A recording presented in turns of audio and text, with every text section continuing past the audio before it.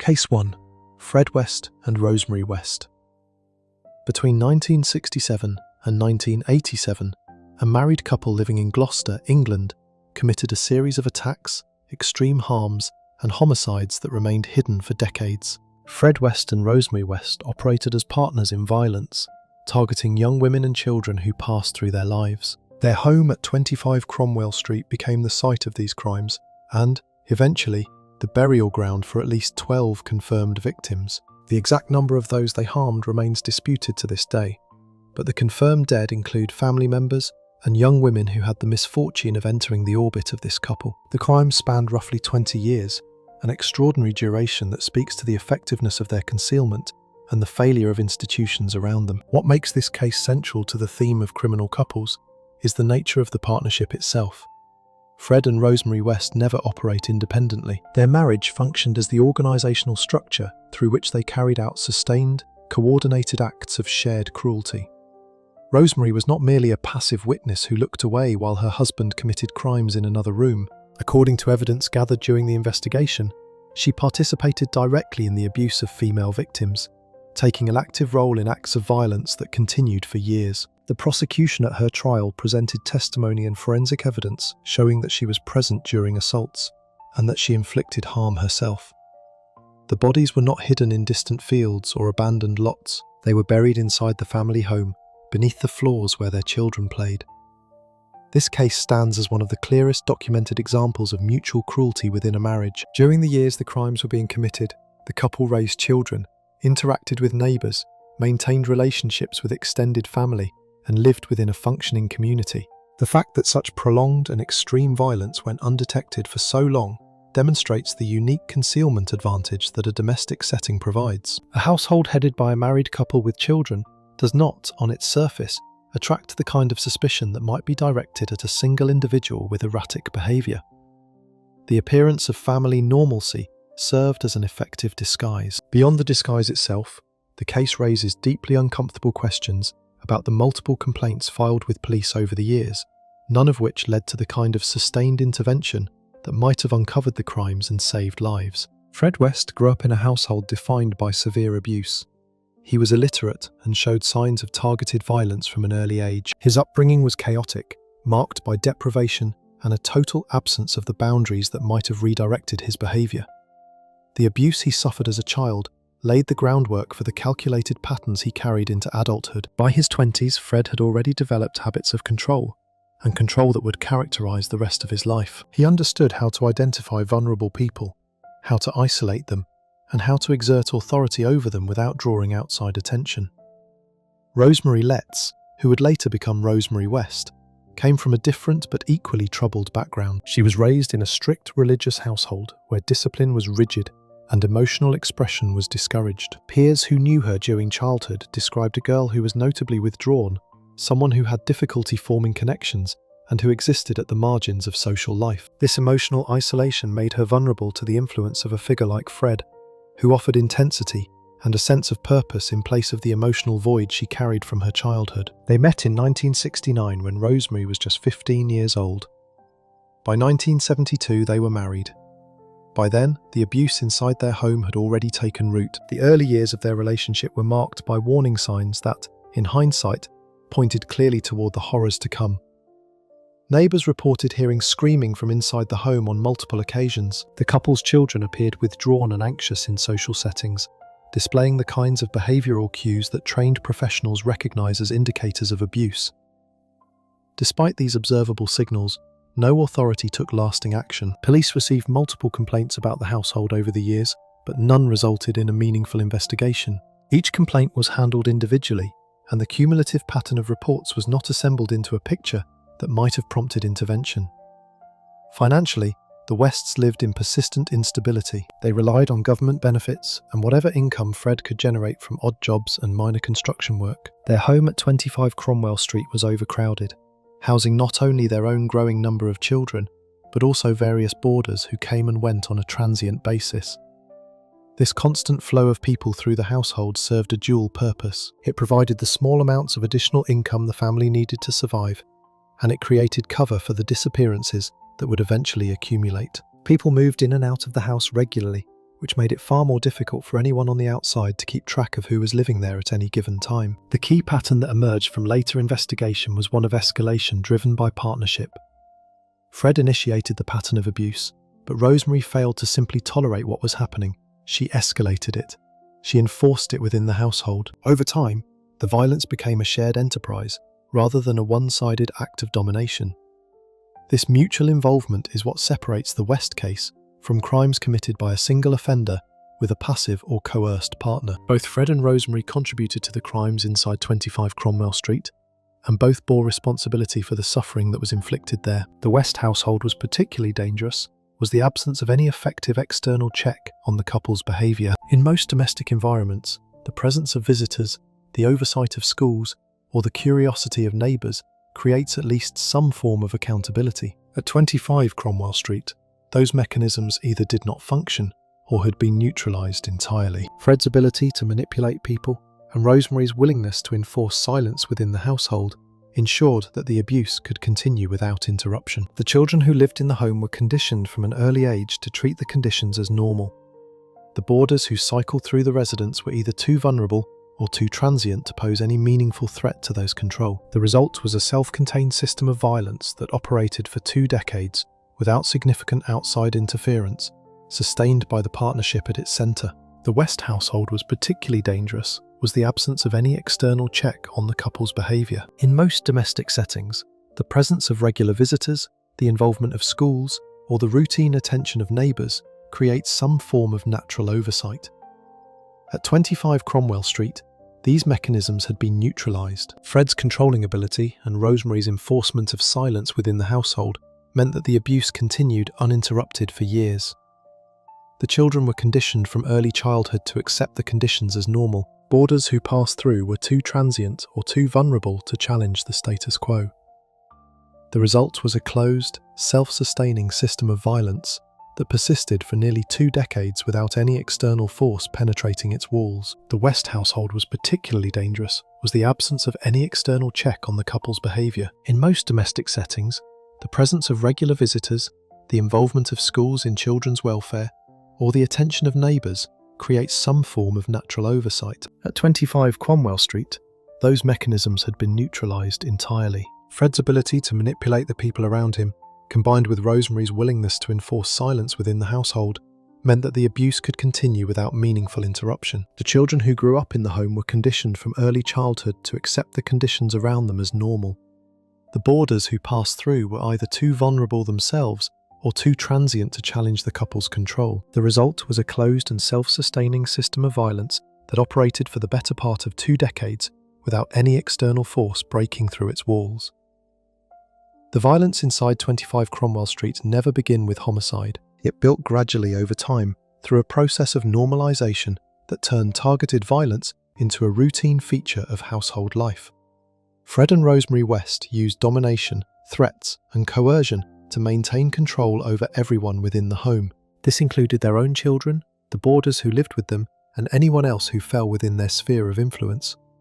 The atmosphere inside the house was one of fear and control, sustained day after day and year after year. The house was soundproofed. Movement inside was monitored and controlled. The crimes behind those walls was designed to stay hidden. Over time, they increased their efforts to maintain secrecy. Parts of the home were soundproofed to prevent noise from reaching the neighbours. The movement of individuals within the house was carefully managed, with certain areas restricted to certain people at certain times. Victims were often lured to Cromwell Street under the pretense of lodging or employment, only to find themselves trapped in a situation from which escape was nearly impossible. Once inside the West's home, victims were subjected to escalating levels of abuse that followed a clear pattern of escalation. What began as verbal intimidation progressed to physical confinement, then to targeted violence, and ultimately, in multiple cases, to end lives. The abuse became ritualized rather than impulsive. There was no single triggering event that turned the Wests from abusers into end-a-lifers. The escalation was long-term and incremental, with each act of violence building on the precedent set by the one before. This gradual progression is a hallmark of couple-based serial crime. When 2 individuals share a household and reinforce each other's behaviour, the internal threshold for acceptable conduct drops steadily. What begins as control becomes coercion, What begins as coercion becomes assault, and what begins as assault eventually becomes homicide. In the case of Fred and Rosemary West, this progression unfolded over the better part of 2 decades, concealed behind the walls of an ordinary-looking family home in a quiet English city. Those who were lured to Cromwell Street had no way of knowing what awaited them. Many were young women with limited resources and few social connections, characteristics that made them attractive targets and difficult to trace once they vanished. The Wests selected these individuals with an awareness of these factors, choosing people whose disappearance would not trigger immediate alarm.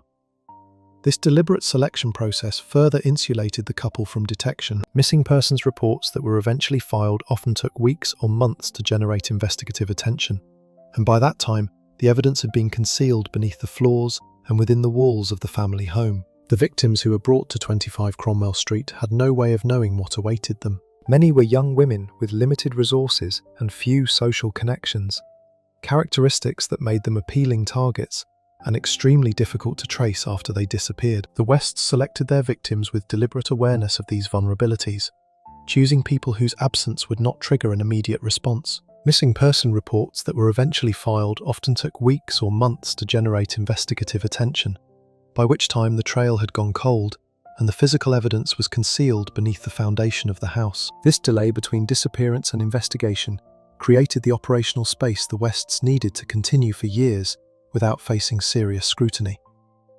Those brought to 25 Cromwell Street had no way of knowing what awaited them. Many were young women with limited resources and few lasting social ties, characteristics that made them appealing targets and extremely difficult to trace once they disappeared. The Wests selected victims with a deliberate awareness of these vulnerabilities, choosing individuals whose absence would not trigger immediate alarm or a rapid police response. Missing person reports that were eventually filed often took weeks or months to generate investigative attention, by which point the trail had gone cold and the physical evidence was concealed beneath the foundation of the house. This delay between disappearance and investigation created the space within which the Wests were able to operate for years without facing serious scrutiny.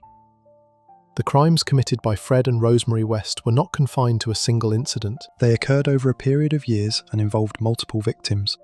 Young women were brought to 25 Cromwell Street, restrained, assaulted, and subjected to extreme harm inside the home. When the violence ended in death, the bodies were disposed of with a practicality that spoke to routine rather than panic. Remains were buried in the cellar, the garden, and within the walls of the house itself. The burial sites were incorporated into the physical structure of the home, concealed beneath floors that were walked on daily by the couple's own children.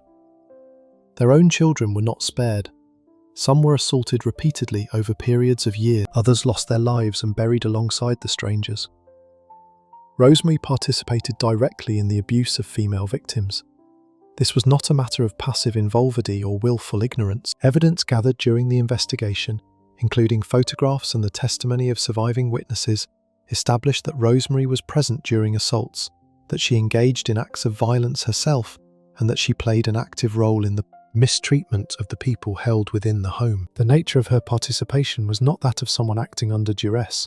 It was that of someone who chose to engage. The children of the household were subjected to a particular form of cruelty that combined parental authority with criminal violence. Because the offenders were the children's own parents, the victims had no framework for understanding what was being done to them, and no one to whom they could turn for protection. The blending of the parental role with the role of the abuser created a situation of total helplessness that the Wests exploited fully. Some of the children were assaulted over extended periods, others lost their lives. The household operated under a regime of control so complete that none of the surviving children were able to seek help during the years the crimes were occurring. The physical evidence recovered during the eventual investigation was extensive. Human remains were found at multiple locations within the property, confirming the accounts provided by Fred West during his confession and confirmed by forensic analysis. Photographs documenting the abuse were recovered. Witness testimony from individuals who had survived the household provided additional confirmation of the patterns described by investigators. The combined weight of this evidence left no credible doubt about what had taken place at 25 Cromwell Street over the course of 2 decades. The unravelling of the Wests' crimes began with the investigation into the disappearance of their daughter, Heather West. For years, family members and acquaintances had been told various stories to explain Heather's absence. She had left home, She had moved away. She was living somewhere else. None of these accounts held up once police began looking into the case seriously. When authorities finally obtained authorization to excavate the property at 25 Cromwell Street, the scale of what lay beneath the surface became apparent almost immediately. As the excavation progressed, the full scale became clear. Beneath the floors and the garden of their family home, investigators found the remains of victims who had been buried for years, some for more than a decade. The excavation revealed human remains in the cellar, the garden, and other parts of the property. Each discovery confirmed the worst suspicions of the investigative team. Forensic bone specialists were brought in to identify the women, a process that required painstaking analysis of skeletal remains and other biological material. The work was slow and meticulous, and each identification added another name to the growing list of the dead.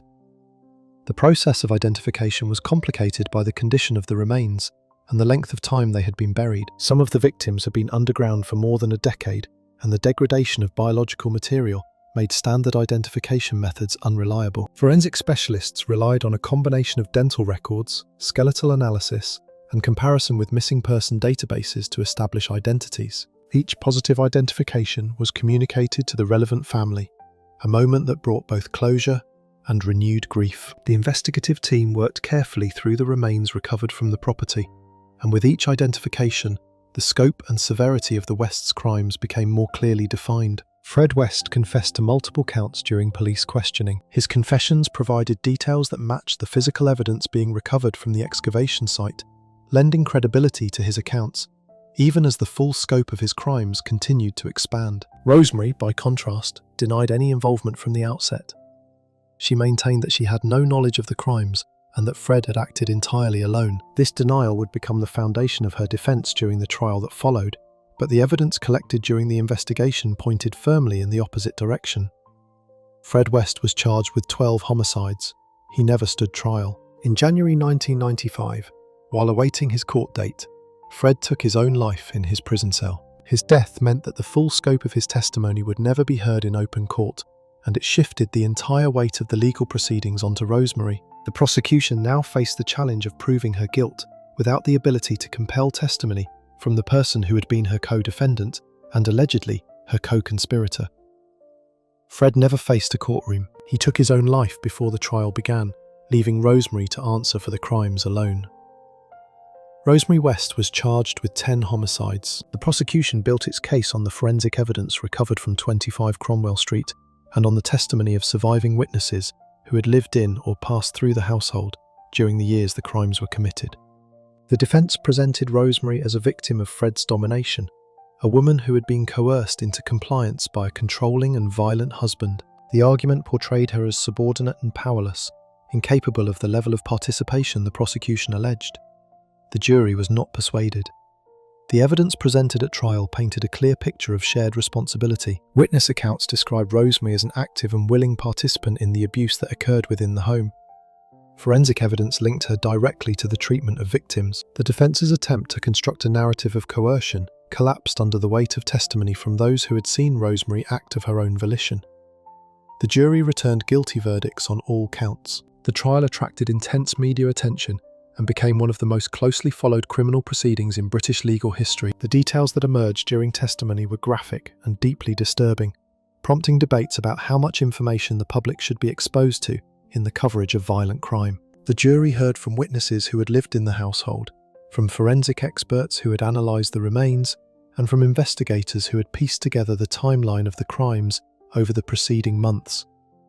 The cumulative effect of this testimony was devastating to the defence, which had staked its case on the argument that Rosemary had been a subordinate figure acting under Fred's control. By the time the prosecution rested, the evidence of Rosemary's independent and willing participation was overwhelming.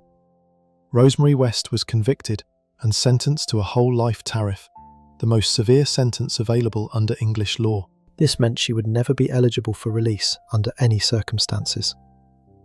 The judge who delivered the sentence cited the extreme cruelty of the crimes, and specifically, the betrayal of the parental role. Fred and Rosemary West had used the structure of family life as a weapon, exploiting the trust and dependency of those who lived under their roof. The sentence reflected the court's conclusion that no lesser punishment was appropriate for crimes of this nature and duration. The families of the victims provided impact statements that described lifelong trauma. Many of them had spent years wondering what had happened to their loved ones, enduring uncertainty that compounded the grief of loss. For some, the pain was sharpened further by the knowledge that the crimes could have been uncovered years earlier if the complaints filed with police had been treated with the seriousness they deserved. The sense of betrayal extended well beyond the Wests themselves and into the institutions that had the authority to intervene, but failed to do so.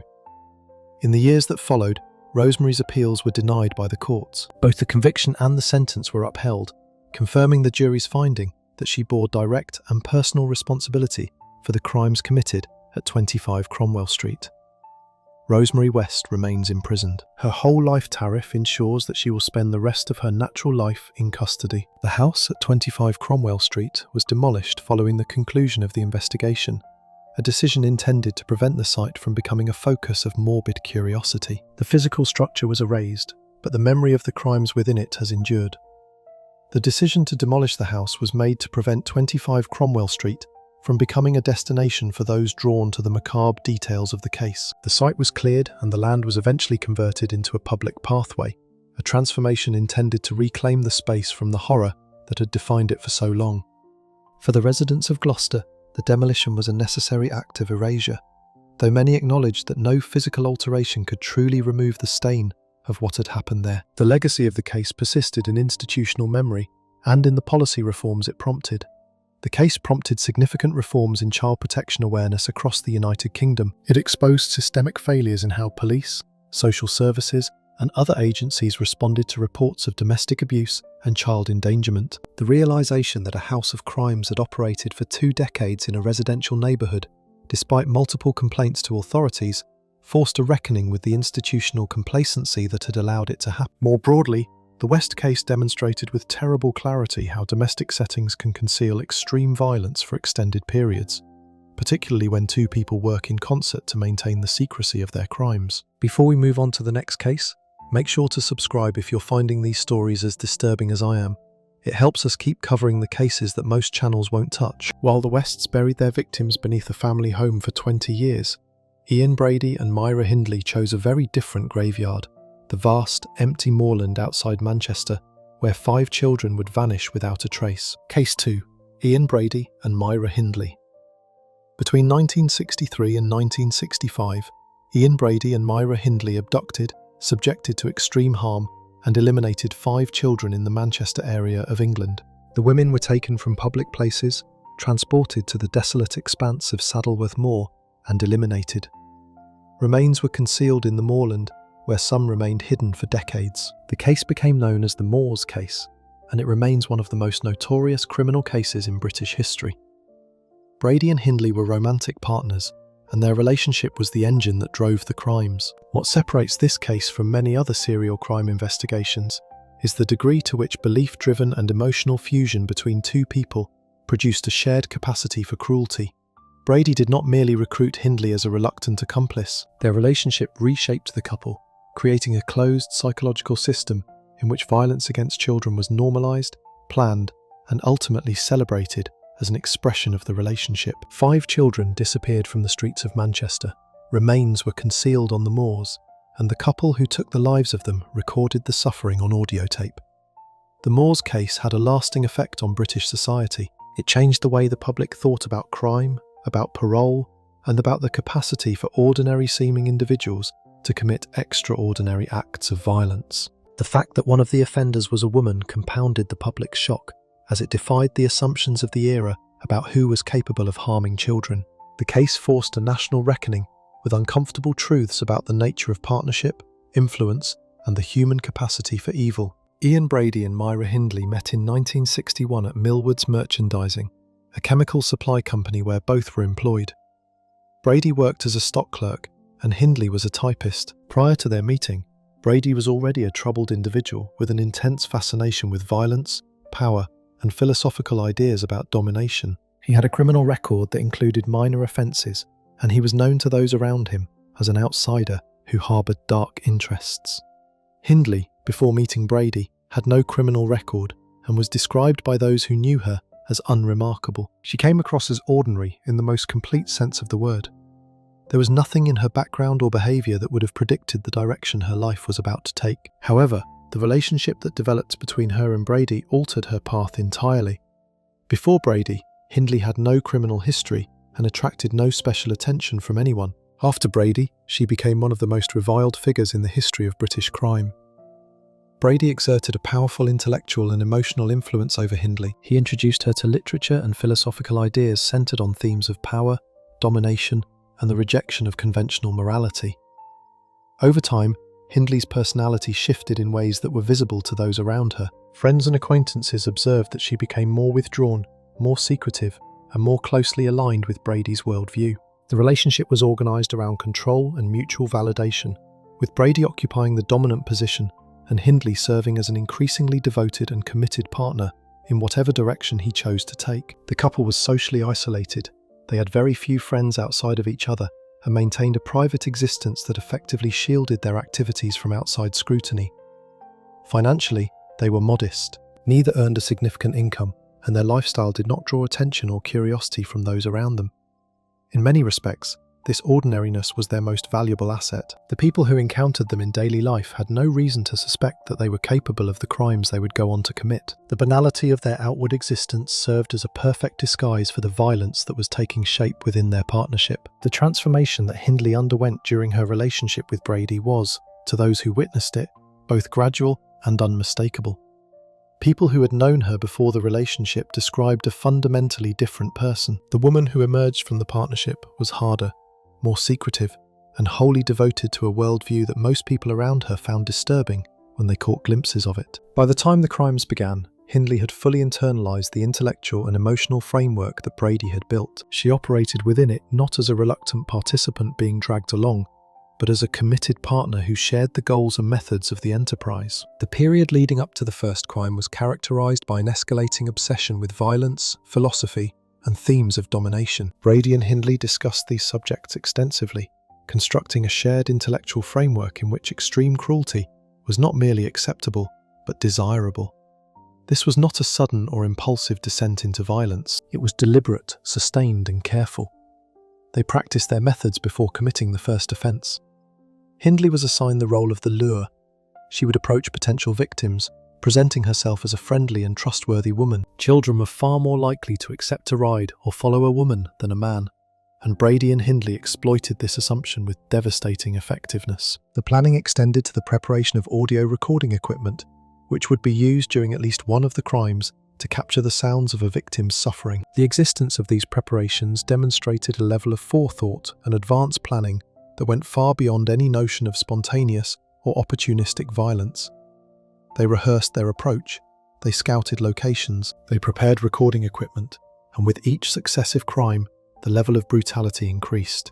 Each new offence exceeded the last in severity over the couple-year period in which they were active. Each new homicide involved a greater degree of suffering inflicted on the victim, suggesting that they was not merely maintaining a pattern, but actively seeking to intensify the experience with each repetition. This escalation is consistent with dynamics observed in other documented cases of couple-based serial offending, where the mutual reinforcement between partners drives each individual past thresholds they might not have crossed alone. The crimes followed a consistent operational pattern. Children were lured into the couple's vehicle, most often by Hindley, who used her appearance as a woman to reduce the natural wariness a child might feel when approached by a stranger. Once inside the car, the children were transported to remote locations, primarily on Saddleworth Moor. The moor was vast, sparsely populated, and difficult to search, making it an ideal location for the disposal of remains. Once isolated on the moor, the children were assaulted and eliminated. Remains were concealed in the earth, concealed in locations that would remain undiscovered for years in some cases, and for decades in others. The remoteness of the burial sites, combined with the couple's refusal to cooperate fully with investigators after their arrest, meant that the recovery of all victims' remains proved extremely difficult. They never stop at harm alone. They recorded the suffering of at least one victim on audio tape, preserving the sounds of a child's terror as though it was something to revisit at their leisure. The evidence left behind by Brady and Hindley was unusually detailed. The couple created tape recordings during the commission of at least one of the crimes, capturing the sounds of the victim being abused and eliminated. Photographs were also taken at the burial sites, documenting locations and circumstances. These recordings and images would later become the most damning evidence in the prosecution's case. 5 children died during these crimes. Each was taken from a public setting.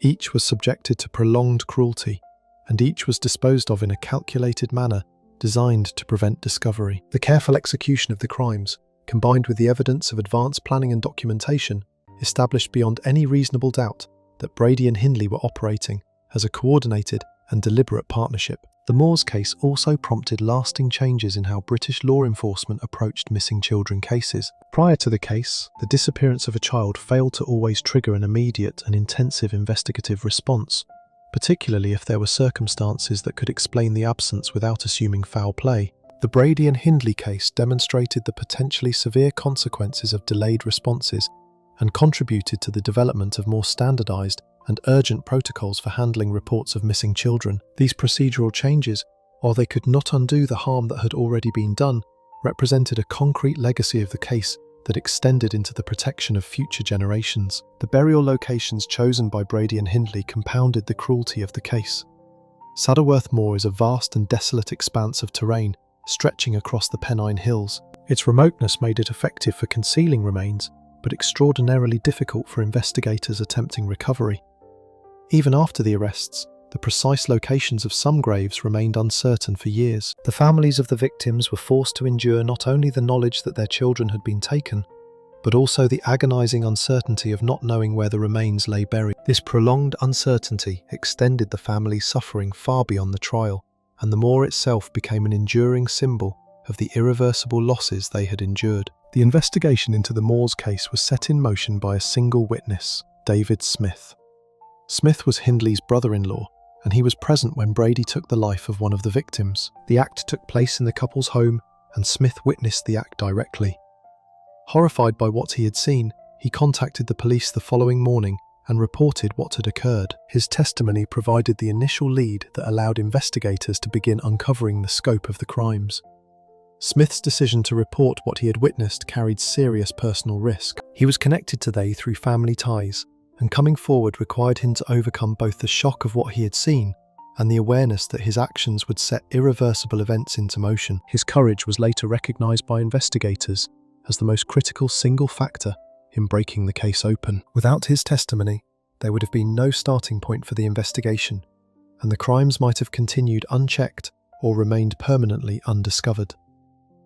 It was a family member who broke the silence. Without David Smith's decision to go to the police, the crimes might never have been uncovered.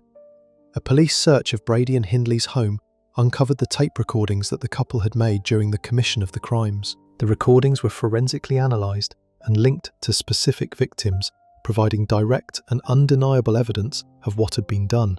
The discovery of the tapes transformed the case from a missing persons investigation into a criminal inquiry supported by physical evidence of extraordinary gravity. Brady and Hindley were arrested in October 1965. The arrests followed an intensive investigation that combined Smith's testimony, forensic analysis of the recordings, and physical evidence recovered from the couple's home and from the moor. Both Ian Brady and Myra Hindley were charged with homicide. At trial, the defence pursued a strategy common in cases involving criminal couples. Each defendant's legal team attempted to minimise their client's role, while emphasising the guilt of the other.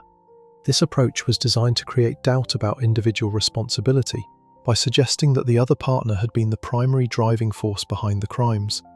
The jury rejected these arguments. The tape recordings, combined with the photographs and the testimony of David Smith, demonstrated a level of shared participation that could not be explained by claims of coercion, diminished capacity, or unequal involvement. Both Brady and Hindley were convicted.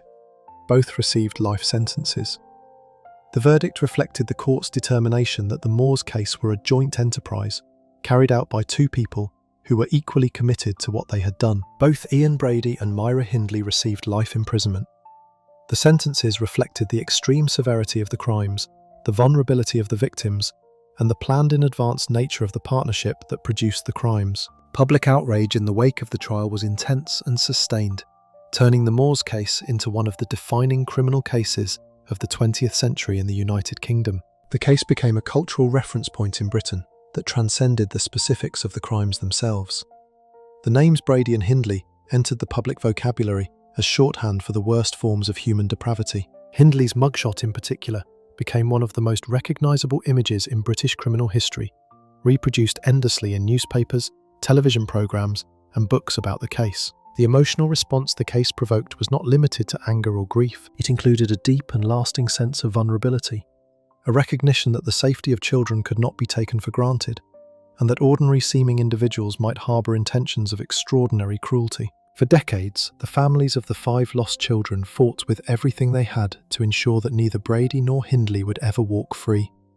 Over the years that followed, Hindley made multiple attempts to secure her release. Each attempt was met with fierce opposition from the families of the victims and from the broader public, and each was ultimately denied.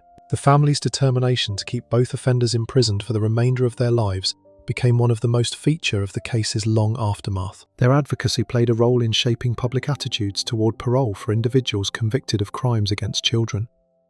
Ian Brady died in custody in 2017. Myra Hindley died in custody in 2002. Neither was ever released, and neither expressed remorse in terms that the families of their victims found credible or meaningful. The Moores case reshaped attitudes across the United Kingdom regarding parole for violent offenders, contributing to a broader legal and cultural shift toward longer and more restrictive sentences for those convicted of crimes against children. The case endures as one of the most studied examples of how a romantic relationship can produce collaborative violence. The fusion of belief system, emotional dependency, and shared cruelty that defined Brady and Hindley's partnership continues to be referenced in criminal justice research and in public discussions about the nature of criminal couples. The lessons of the Moores case extend far beyond the specific facts of the case, touching on fundamental questions about influence, involvement, and the circumstances under which ordinary people become capable of extraordinary evil. If you're still watching at this point, make sure you're subscribed. We cover cases like this every week, and your support helps us keep going. Brady and Hindley at least faced the full weight of British justice together. But across the Atlantic, Karla Homolka would walk free after just 12 years, while her husband rotted in prison for the same crimes she helped commit. Case 3. Paul Bernardo and Karla Homolka.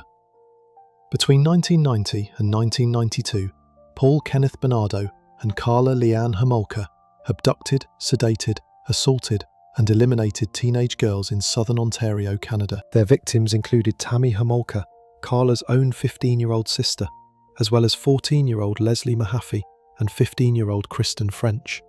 They operated out of suburban homes in the Street, Catharines, Burlington, and Oakville areas, maintaining an outwardly normal appearance while committing crimes of extreme and documented violence. They recorded everything on videotape, every assault, every moment of suffering. There was no ambiguity about who participated and what they did. This case is one of the clearest documented examples of an intimate partnership enabling serial crime. The marriage between Bernardo and Homolka provided cover, access, and silence. It allowed them to operate within a domestic setting that appeared completely unremarkable to neighbours and acquaintances, while concealing acts of profound cruelty behind closed doors. The crimes were extensively documented on video, leaving no ambiguity about the degree of joint participation. The case also represents one of the most controversial prosecution failures in Canadian legal history. A plea agreement was finalised with Karla Homolka before the videotapes were discovered by investigators. Once those tapes revealed the full extent of her involvement, the agreement could not be legally reversed. This outcome permanently shaped how Canadian courts handle accomplice testimony and evidence disclosure, and it remains a source of public anger decades after the fact. Paul Bernardo grew up in Scarborough, Ontario. He carried a history of violent fantasies that predated his relationship with Homolka by years. Prior to the crimes, he had committed dozens of attacks in the Scarborough area, a series of attacks so sustained and so brutal that he became known to police and media as the Scarborough Attacker. These assaults were planned in advance, targeted, and escalating in violence. By the time Bernardo met Karla Homolka, he was already a serial offender, operating with increasing confidence. Karla Homolka grew up in a middle-class family in St. Catharines. She met Bernardo in 1987, outside a pet store where she was employed. The relationship developed with unusual speed, and its nature quickly became defined by dominance and control. From the early stages, Bernardo dictated the terms of the relationship, and Homolka's compliance with his demands was noted by friends and family members who observed the couple together. Before the first crime, Bernardo was already responsible for dozens of attacks across Scarborough. Homolka knew about his violent nature. She stayed. Those around they noticed troubling signs. Homolka exhibited increasing submission to Bernardo's will. Bruises appeared on her body, which she explained as the result of accidents. Troubling behaviour that disturbed acquaintances was dismissed or rationalised. Despite these visible indicators, police received no domestic violence reports involving the couple before the crimes. Bernardo maintained employment in accounting and sales, providing a level of financial stability that supported a conventional suburban lifestyle. They married in June 1991, just months after their first homicide. They had no children. To the outside world, they appeared to be a young couple building a life together in the Canadian suburbs. As the relationship continued, Bernardo's cruelty escalated in a clear path, moving from consensual activities to acts of non-consensual violence. Homolka's role evolved in parallel, shifting from that of a passive presence to an active facilitator. The progression was neither sudden nor accidental. It was driven by Bernardo's escalating demands and by Homolka's willingness to meet those demands, rather than resist them or seek help. In December 1990, the couple targeted Tammy Homolka, Carla's own 15-year-old sister.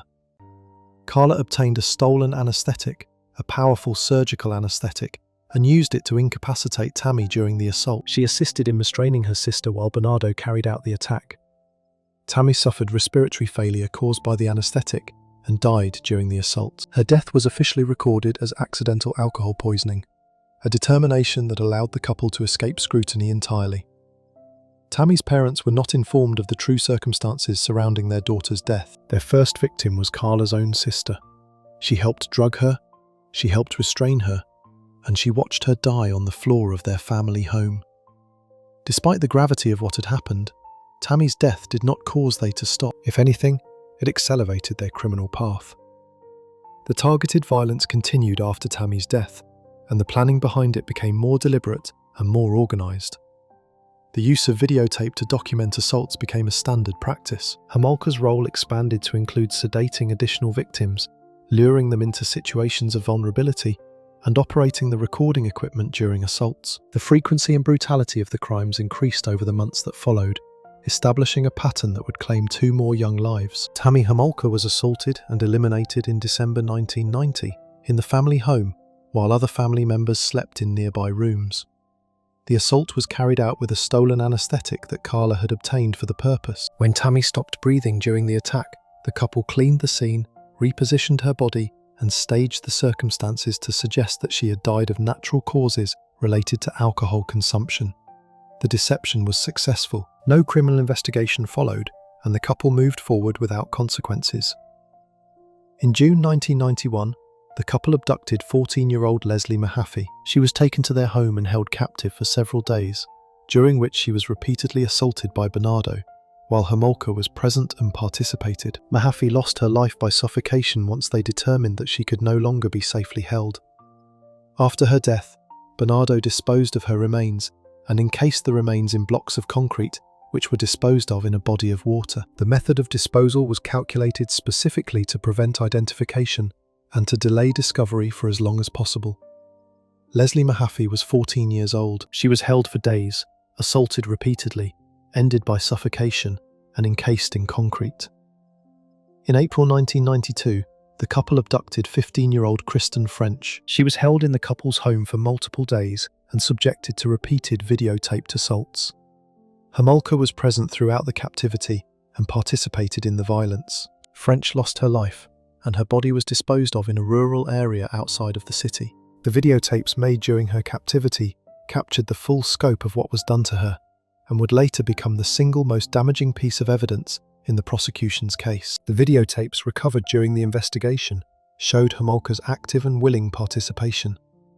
There was no visible coercion evident in the recordings. She appeared to engage voluntarily in the assaults, initiating actions and responding to events in a manner inconsistent with someone acting under duress. All 3 homicides occurred within the couple's shared marital home, a suburban residence that presented no outward indication of the crimes taking place inside its walls. The existence of the videotapes placed the Bernardo Homolka case in a unique category among serial crime cases. In most prosecutions, the evidence of the crimes during the commission of the crime is indirect, assembled from physical traces, witness accounts, and forensic reconstruction. In this case, the evidence was direct and unambiguous. The recordings captured the crimes as they happened, in real time and in detail that left no room for alternative interpretation. For the jurors who were required to view the tapes, the experience was reported to be deeply traumatic. For the families of the victims, the knowledge that their daughter's suffering had been deliberately recorded and preserved added an additional layer of cruelty to an already devastating loss. The discovery that the crimes had been committed within a conventional suburban house added a layer of public horror to the case. The home was located in a residential neighborhood, surrounded by other families living ordinary lives. The neighbors had no knowledge of what was happening inside. The contrast between the normalcy of the exterior and the depravity of the interior became one of the most next image of the case, one that challenged the public's sense of security in their own communities. If such crimes could occur in a house that looked no different from any other on the street, then the assumption that visible normalcy equates to safety was fundamentally flawed. Paul Bernardo was arrested in February 1993 on charges related to the Scarborough attacks. DNA. Evidence collected during the earlier assault investigations was eventually matched to Bernardo, linking him conclusively to the series of assaults that had terrorized the Scarborough area for years. The arrest opened a broader investigation into Bernardo's activities and his relationship with Homolka. The connection between the Scarborough attacks and the crimes in St. Catharines was not immediately apparent to investigators, in part because the crimes occurred in different jurisdictions, handled by different teams.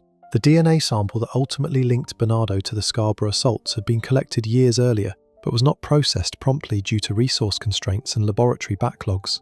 This delay meant that Bernardo remained free during a critical window, a period during which the crimes of Mahaffey and French occurred. The timeline was later cited as evidence of a systemic failure in how forensic evidence was prioritised and processed in Ontario during that period. Around the same time, Karla Homolka retained a lawyer and began the process of cooperating with authorities. She offered to testify against Bernardo in exchange for a significantly reduced sentence. At the time the plea agreement was negotiated, the videotapes that Bernardo and Homolka had made during the crimes were unknown to investigators. The deal was based entirely on Homolka's version of events, in which she presented herself as a battered and coerced wife who had been forced to participate in the crimes against her will. The plea deal was finalised before the videotapes were discovered. When the prosecution finally watched what was on those tapes, it was already too late to undo the agreement. The videotapes were later discovered by Bernardo's defense attorney and turned over to authorities. When investigators viewed the recordings, the content contradicted Homolka's account in every meaningful way. The tape showed her participating actively and without visible coercion, directly undermining the narrative on which the plea agreement had been based. However, the deal had already been signed and was legally binding. It could not be reversed. This outcome became one of the most contentious moments in the history of the Canadian criminal justice system and remains a source of public outrage. Karla Homolka pleaded guilty to 2 counts of manslaughter in 1993 and received a 12-year prison sentence under the terms of the plea agreement. The deal required her to testify against Bernardo at his trial, providing the prosecution with a cooperative witness who possessed detailed first-hand knowledge of all 3 homicides. Paul Bernardo was charged with first-degree homicide and aggravated assault. His defense team argued insanity and coercion, attempting to portray Bernardo as someone incapable of forming the requisite intent for a homicide conviction. The prosecution dismantled this argument with the videotape evidence, forensic analysis, and testimony from multiple witnesses, including Homolka herself. The evidence demonstrated sustained advance planning, careful planning, and deliberate violence carried out over a period of years. The jury convicted Bernardo in 1995 on all charges. Homolka received 12 years for her role. Bernardo received life. The disequality between those 2 sentences has haunted the families of the women ever since. Paul Bernardo was sentenced to life imprisonment with a minimum parole ineligibility period of 25 years. Karla Homolka received her negotiated 12-year sentence. The gap between these 2 outcomes became a focal point of public fury, particularly after the videotapes revealed Homolka's true level of involvement. The families of the victims expressed profound and sustained anger over the plea deal. They described a sense of justice not merely incomplete, but actively denied. The presiding judge criticised the prosecution process, and the case was cited widely as a systemic failure in how the Canadian justice system handled accomplice agreements and evidence disclosure. The inability to revoke a deal that had been made in good faith but on the basis of incomplete and misleading information raised questions that Canadian courts and lawmakers would grapple with for years to come. The controversy surrounding the plea deal dominated public discourse in Canada for years. Editorials, legislative hearings, and academic analyses all returned to the question of how the system could have permitted such a significant error. The prosecution had accepted Homolka's self-presentation as a battered victim at face value, finalising the agreement before the full body of evidence had been assembled. When the videotapes contradicted everything she had told them, the legal system had no mechanism to undo the deal. The resulting crisis of public confidence in Canadian criminal justice persisted for years and drove lasting reforms in how accomplice agreements are negotiated and how evidence disclosure requirements are enforced. The controversy surrounding the plea deal dominated public discourse in Canada for years following the trial. Editorials, legislative debates, and academic analyses all returned to the central question of how the justice system could have permitted such a significant miscalculation. The issue was not merely the disequality in sentencing, but the process by which the agreement had been reached. The prosecution had relied on Homolka's self-presentation as a battered victim, accepting her account at face value before the full body of evidence had been assembled. When the videotapes revealed a fundamentally different version of events, the realization that the deal was irreversible triggered a crisis of public confidence in the Canadian criminal justice system that persisted for years and drove lasting institutional reforms. Paul Bernardo remains incarcerated in a Canadian federal institution. Karla Homolka was released from prison in 2005 after serving her full 12-year sentence. Her release generated nationwide outrage, and public opposition to the terms of her deal has not diminished in the decades since. Homolka relocated and attempted to build a new life, but public attention and media coverage have followed her persistently. Homolka's release in 2005 triggered a wave of public protest and media coverage that persisted for months. Activists organised demonstrations, media outlets tracked her movements, and political figures called for new legislation that would prevent similar outcomes in future cases. Homolka relocated multiple times in an attempt to escape public attention, eventually moving to a different province and later reportedly spending time outside of Canada. The intensity of the public response underscored the depth of the anger that the plea deal had generated and the degree to which the case continued to resonate with Canadians more than a decade after the crimes had been committed. The case led to significant legislative and procedural reforms in Canada, particularly in the areas of evidence disclosure and the handling of plea agreements in cases involving accomplice testimony. It stands as a warning about the dangers of finalising agreements with cooperating witnesses before the full body of evidence has been assembled and examined. On a broader level, the Bernardo Homolka case demonstrated once again how a romantic partnership can create a closed system in which extreme violence becomes normalised, sustained, and mutually reinforced. Before we continue, hit subscribe if you appreciate deep dives into cases that don't get the attention they deserve. Homolka used a plea deal to escape the consequences of what she had done, but Charlene Gallego took a different approach. She used her own face as a weapon, luring at least 10 young women into the hands of a husband who had no intention of letting any of them survive. Case 4. Gerald Gallego and Charlene Gallego. Between 1978 and 1980, Gerald Gallego and Charlene Gallego taken at least 10 young women and girls across California and Nevada. The victims were abducted from public places, held as sexual captives, and eliminated when they were no longer controllable or when they posed too great a risk of identification. The couple operated as a coordinated unit, with Gerald directing the violence and Charlene playing an essential role in luring the victims into situations from which escape was nearly impossible. This case is a clear example of a marriage functioning as a hunting partnership. Gerald and Charlene did not simply happen to be married while committing crimes. Their marriage was the mechanism through which the crimes were planned, executed, and concealed. Charlene's presence as a woman provided a false sense of safety to potential victims, particularly the young women and girls who were targeted. Gerald's capacity for violence ensured that once a victim was taken, the outcome was almost always fatal. At least 10 young women and girls were abducted across 2 states. Charlene helped lure every one of them. Gerald made certain that none survived to identify them. Gerald Gallego had a long and well-documented history of violent fantasies and criminal behaviour. His past included prior offences that pointed toward an escalating pattern of aggression directed at women. By the time he entered into a relationship with Charlene, Gerald was already a dangerous individual, whose history and nature made serious violent crime a near certainty. Charlene Gallego met Gerald while both were young adults. The relationship progressed rapidly, and they married in 1978. From the beginning, Gerald occupied the dominant position in the partnership, but the evidence gathered during the investigation showed that Charlene was far from a passive figure. She actively participated in the crimes, particularly in the critical task of approaching potential victims and reassuring them that they were safe. Friends who knew they during this period later reported that Charlene appeared fearful in Gerald's presence, yet continued to comply with his directives without seeking outside help. Charlene was not a captive, she was an accomplice. She approached the victims with a smile, and that deception cost lives. Chronic financial instability defined their daily existence. They moved frequently, maintaining transient living arrangements that made it difficult for any single community or law enforcement jurisdiction to track their activities over time. Despite Gerald's documented criminal history, there was no effective intervention by authorities prior to the start of the crimes. The failure to monitor or restrict Gerald's activities, despite the warning signs in his record, created the conditions under which the crimes were able to proceed unchecked for 2 years. Gerald Gallego developed a fixation on the concept of forced captivity. This was not a passing thought or an abstract fantasy. It was a sustained obsession that he discussed with Charlene before any of the crimes were committed. The plan was straightforward in its cruelty. Young women would be abducted, held against their will, and used for Gerald's personal gratification. Charlene's role in this plan was to serve as the initial point of contact, the friendly female face that would lower the defences of the intended target.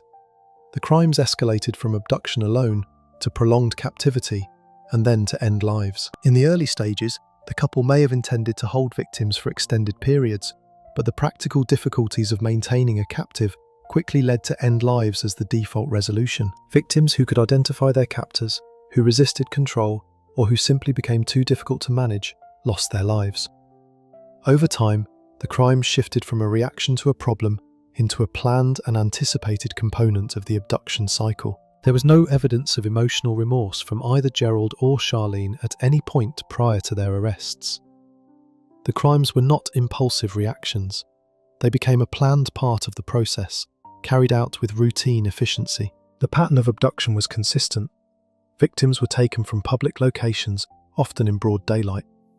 Charlene's role in the initial approach was essential. Her presence as a young woman dramatically reduced the perceived threat to potential targets, making it far easier for the couple to gain compliance without attracting attention. Once a victim was secured, she was transported across state lines, frequently crossing from California into Nevada, or vice versa.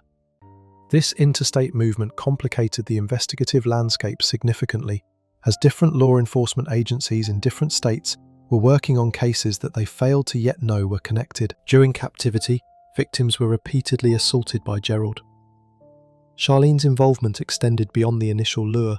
She participated in maintaining control over victims during the periods of captivity, ensuring compliance and preventing escape. When the decision was made to end a life, the bodies were disposed of in remote locations, far from the sites of the original abductions. The geographic separation between the abduction sites, the locations of captivity, and the disposal sites created additional investigative obstacles, as evidence was scattered across multiple jurisdictions and landscapes. The victims of the Gallego crimes ranged in age from their early teens to their early 20s. Many were taken from public events such as fairs and shopping centres, places where young people gathered in large numbers and where the temporary disappearance of an individual might not be noticed for hours. They exploited the chaos and anonymity of these crowded environments to identify and approach their targets. By the time a victim's absence was reported to authorities, the couple had already transported her far from the site of the abduction, making the initial hours of any investigation focused on entirely the wrong geographic area. The use of a female accomplice to facilitate abductions,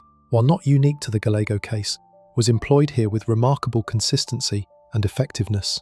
Investigators later noted that the presence of a woman fundamentally changed the risk calculation of potential victims. A man approaching a young woman alone in a public place triggers instinctive wariness.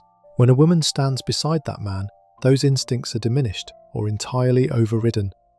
Charlene exploited this dynamic with practiced skill. Her ability to project an appearance of safety was not accidental, but a deliberate and refined performance, motivated by the knowledge that the success of each abduction depended on the victim believing until it was too late, that nothing was wrong. Beyond the survivors' testimony, physical evidence recovered during the investigation included restraints used during captivity, vehicles involved in the abductions, and testimony from individuals who had come into contact with Day during the relevant time period. The pattern of the crimes was remarkably consistent, suggesting a practiced routine rather than a series of improvised events. The breakthrough in the Gallego case came when one of the intended victims managed to escape. The survivor's account provided detailed descriptions of both Gerald and Charlene, as well as information about the vehicle used and the locations where she had been held. This testimony triggered the formation of a multi-state task force that coordinated evidence and investigative efforts across California and Nevada. One woman survived. Her escape and her willingness to testify set the entire investigation into motion and brought the crime spree to its end. Forensic analysis established links between multiple crime scenes, confirming that the abductions and homicides were the work of the same two offenders. The Gallegos were identified through a combination of the survivors' descriptions and law enforcement surveillance. Their arrest ended a 2-year campaign of violence that had terrorized communities across 2 states and claimed the lives of at least 10 young women and girls. At trial, Gerald Gallego denied responsibility for the crimes and attempted to place the blame on Charlene. Charlene, in turn, asserted that she had acted under coercion, motivated by fear of Gerald, rather than by any independent desire to participate. The prosecution dismantled both arguments by presenting evidence of a sustained pattern of joint activity. Testimony from the surviving victim, combined with physical evidence from multiple crime scenes, established that both Gerald and Charlene had been active and willing participants in every stage of the crimes. Both were convicted. Gerald Gallego received a death sentence. He died in prison in 2002 before the sentence could be carried out.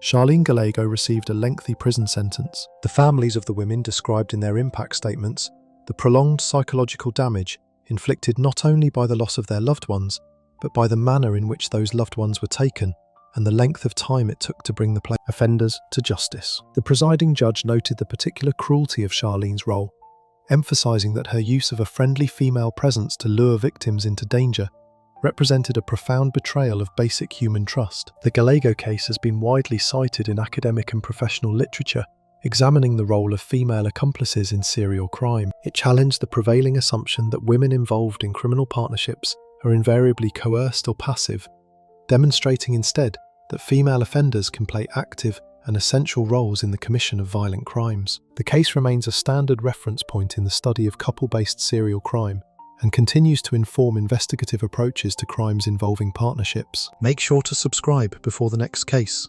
Trust me, it's even more shocking than what you just heard. The Gallegos hunted strangers in parking lots and shopping centres, but Raymond Fernandez and Martha Beck found their victims through something far more personal. Lonely Hearts advertisements written by women who were searching for love and found death instead. Case 5. Raymond Fernandez and Martha Beck. Between 1947 and 1949, Raymond Fernandez and Martha Beck used romance scams to defraud and homicide victims across multiple states in the United States. The estimated number of people they ended lives ranges from 17 to 20, though the precise count has never been established with certainty. Fernandez posed as a charming and attentive romantic suitor, contacting women through Lonely Hearts advertisements published in newspapers. Beck accompanied him on these encounters, and together they controlled, robbed, and ultimately ended the lives of the women who had the misfortune of responding to their overtures. This case fits the theme of criminal couples because it demonstrates with brutal clarity how emotional dependency can become deadly when combined with financial desperation and a complete absence of moral restraint. Fernandez and Beck were romantic partners whose bond was forged in mutual need and mutual dishonesty. As their crimes progressed, the distinction between financial fraud and homicide dissolved entirely, until taking lives became the standard method by which they protected themselves from exposure. They presented themselves as lovers seeking companionship. Their victims saw them as saviors from loneliness. None of those victims survived the deception. Raymond Fernandez and Martha Beck met through the very same type of Lonely Hearts advertisement that Fernandez used to identify his victims. Both came to the relationship with histories of deception and unfulfilled emotional needs. The bond that developed between them was intensely, deeply dependent on each other. Beck carried a deep and pervasive fear of abandonment, and Fernandez exploited that fear to maintain control over her, while simultaneously relying on her active participation in his criminal schemes. The couple lived nomadically, moving from city to city and state to state as the requirements of their fraud operations dictated. They had no fixed address and no legitimate source of income. Their entire existence was organized around the commission of crime. The relationship between them reinforced this criminal orientation. Fernandez provided the charm, the social confidence, and the initial contact with targets. Beck provided physical presence, logistical support, and an increasingly direct role in the violence that accompanied their schemes. The mobile lifestyle that Fernandez and Beck maintained served multiple criminal purposes simultaneously. Constant movement prevented any single community from accumulating enough knowledge about the couple to grow suspicious. It distributed the disappearances of their victims across multiple jurisdictions, reducing the likelihood that any one police department would detect an emerging pattern. And it provided a continuous supply of new targets, as each new location brought fresh Lonely Hearts advertisements and a new pool of vulnerable women seeking companionship. Their mobility was not a lifestyle preference, but a deliberate operational strategy that extended their criminal career and multiplied the number of victims well beyond what a fixed operation could have produced. Beck's jealousy was not simply an emotional reaction. The case became the catalyst that transformed a series of financial frauds into a crime spree. The crimes began as financial fraud. Fernandez would respond to Lonely Hearts advertisements, establish contact with women who were seeking romantic companionship, and then systematically steal their money and other assets. In the early phases, the crimes did not involve physical violence. The women were defrauded, not harmed. However, as the couple's operations continued and expanded, the risk of exposure increased at the same time. Victims who became suspicious, who threatened to contact the police, or who otherwise posed a danger to the couple's continued freedom, became targets for elimination. Martha Beck's jealousy accelerated the transition from fraud to end lives. When Fernandez formed romantic connections with victims as part of the scam, Beck responded with hostility that frequently escalated into physical violence. The emotional dynamic between Fernandez and Beck transformed what might have remained a series of property crimes into a serial crime case. The crimes increased in frequency as they moved from state to state. At no point did either partner attempt to disengage from the criminal enterprise or to seek a less violent method of operation. The path was consistently and irreversibly toward more violence, not less. The pattern of the crimes was consistent from case to case. Victims were identified through advertisements and approached by Fernandez, who presented himself as a sincere and attentive suitor. Once a relationship was established and the victim's trust secured, the couple moved to extract financial assets.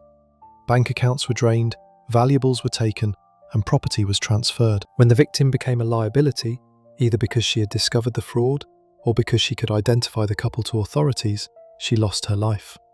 The crimes stretched across several states. Each victim was selected with care, courted with patience, and eliminated when she was no longer useful. The methods used included blunt force trauma and asphyxiation. The bodies were concealed or abandoned in locations that the couple hoped would prevent or delay discovery. The geographic scope of the crimes complicated any attempt at coordinated investigation. Fernandez and Beck operated across multiple jurisdictions, and no single law enforcement agency possessed a complete picture of their activities. Each crime was committed in isolation from the others, and their mobile lifestyle made them extremely difficult to track. The investigation gained traction when missing person reports filed in different states began to reveal overlapping patterns. Correspondence between Fernandez and his victims was traced, establishing a documentary trail that linked the couple to multiple disappearances. Travel records and financial transactions provided additional evidence of the couple's movements and activities across state lines. The couple of them was arrested in Michigan after a failed escape attempt. Confessions were obtained during police questioning, providing investigators with first-hand accounts of the crimes that confirmed the physical and documentary evidence already in hand. The confessions provided by Fernandez and Beck during interrogation were detailed, and in many respects corroborative of each other's accounts. Both acknowledged the broad pattern of their criminal activity, though each attempted to minimize their own role relative to the other. The interrogation transcripts revealed a dynamic that mirrored the relationship itself. Fernandez was more calculated and strategic in his disclosures, while Beck was more emotional and prone to providing details that investigators could use to establish the timeline and methods of the crimes. The confessions, combined with the physical evidence and the documentary trail of correspondence and financial transactions, built a case that left the defense with very limited options at trial. Fernandez and Beck were tried together. The defense raised claims of mental instability, arguing that the couple's behavior was the product of psychological disorder rather than deliberate criminal intent. The jury considered these arguments and rejected them. The evidence of planning, coordination, and sustained calculated behavior was too extensive and too consistent to be attributed to mental illness alone. Both defendants were convicted of homicide. The trial received enormous media attention and became one of the most closely followed criminal proceedings of the late 1940s. Both Raymond Fernandez and Martha Beck were sentenced to death. They were executed in 1951 at Sing Sing prison. The case shocked the American public deeply, not only because of the number of victims, but because of the calculated method by which they had been targeted. The use of Lonely Hearts advertisements to identify vulnerable, isolated women added a dimension of calculated control that set this case apart from other serial crime cases of the period. The victims have been seeking companionship and connection, and their openness had been weaponized against them. The execution of Fernandez and Beck drew significant public attention and media coverage. The case had captured the national imagination in a way that few criminal cases of the era had managed, and the execution served as a final, definitive conclusion to a saga that had unfolded across multiple states and claimed an uncertain, substantial number of lives. For many observers, the case represented something more than the story of two individual criminals. It was a cautionary tale about the intersection of loneliness, vulnerability, and calculated intent. A reminder that the desire for human connection could be exploited with deadly consequences. They were executed in 1951. Their case became a foundational chapter in the history of true crime investigation in America. The Fernandez and Beck case became a cornerstone of true crime scholarship. It influenced the development of investigative techniques for fraud-based serial crime and helped establish the understanding that romantic partnerships can serve as the operational framework for sustained and repeated violence. The case remains a standard reference in criminal justice literature and continues to appear in discussions of deep emotional dependency, emotional control, and the dynamics of deadly partnerships. The Fernandez and Beck case also raised important questions about the vulnerability of individuals seeking romantic connection through impersonal channels. The Lonely Hearts advertisements of the 1940s functioned in much the same way that dating platforms operate today, connecting strangers on the basis of self-reported information and creating opportunities for exploitation. The calculated methods that Fernandez and Beck employed were not dependent on any specific technology or era. They were dependent on a fundamental human need for companionship and on the willingness of vulnerable people to trust strangers who presented themselves with apparent sincerity. If these stories are helping you understand the darker side of human nature,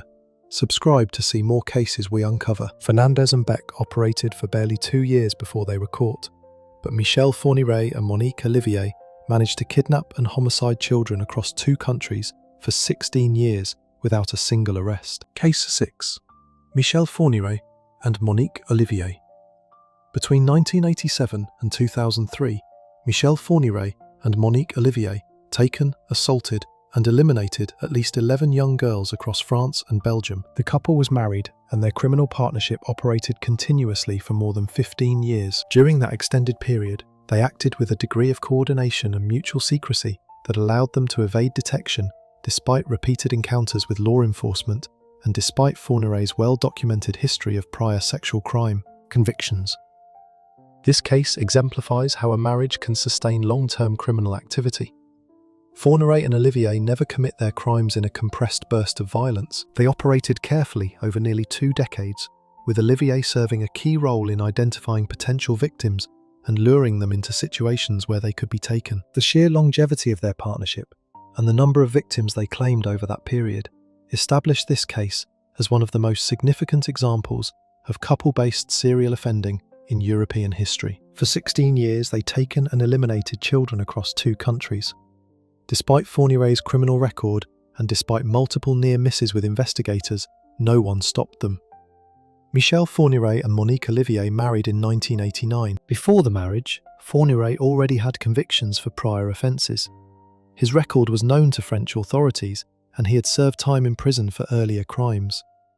Olivier entered the relationship with full knowledge of his criminal past. Despite this knowledge, she chose not only to remain with him, but to actively assist in the crimes that followed their marriage. Money was always a problem for the couple, and they existed in conditions of financial instability and social isolation. They were known to authorities because of Fourniret's prior record, but the monitoring of his post-release activities was not closely enough rigorous to detect the pattern of criminal behaviour that was developing. The relationship between Fourniret and Olivier reinforced the secrecy necessary for their operations. Each partner relied on the other to maintain silence, to assist with logistics, and to provide the operational support that sustained the crimes across years and across national borders. Olivier's willingness to participate, despite knowing Fourniret's criminal history, has generated extensive scholarly analysis. Unlike cases where one partner claims ignorance of the other's background, Olivier entered the marriage with clear awareness of what Fourniret had done and what he was capable of. Her involvity was not the result of surprise or gradual moral erosion. It was a choice made with full information and renewed with each successive crime over more than 15 years. The sustained and voluntary nature of her involvement has made this case a focal point for research into the psychology of criminal involvement and the mechanisms that sustain long-term collaborative offending. They targeted vulnerable children, selecting victims who were young, isolated, and unlikely to attract immediate attention if they went missing. Their approach was characterized by detailed advanced planning. Fourniret identified targets, and Olivier was used to gain their trust. The presence of a woman alongside Fourniret reduced the apparent threat to children who might otherwise have been wary of an unfamiliar man. This tactic was deliberate and effective, and it was employed repeatedly over the course of their criminal career. Olivier's role was not peripheral. She was the tool that made the abductions possible. Her presence disarmed the victims and opened the door for Fourniret. As the years passed, the frequency and severity of the crimes increased. There were multiple occasions during the years the couple was active when investigations came dangerously close to identifying them. Police in both France and Belgium pursued leads that pointed toward Fourniret, but none of these investigative threads produced sufficient evidence for an arrest before the couple moved on or before the leads went cold. Each failure to apprehend them extended the window of opportunity and allowed additional victims to be claimed. The operational pattern was consistent. Victims were abducted from public areas, transported to locations under the couple's control, and confined. Assaults followed, carried out by Fourniret with Olivier present or otherwise involved.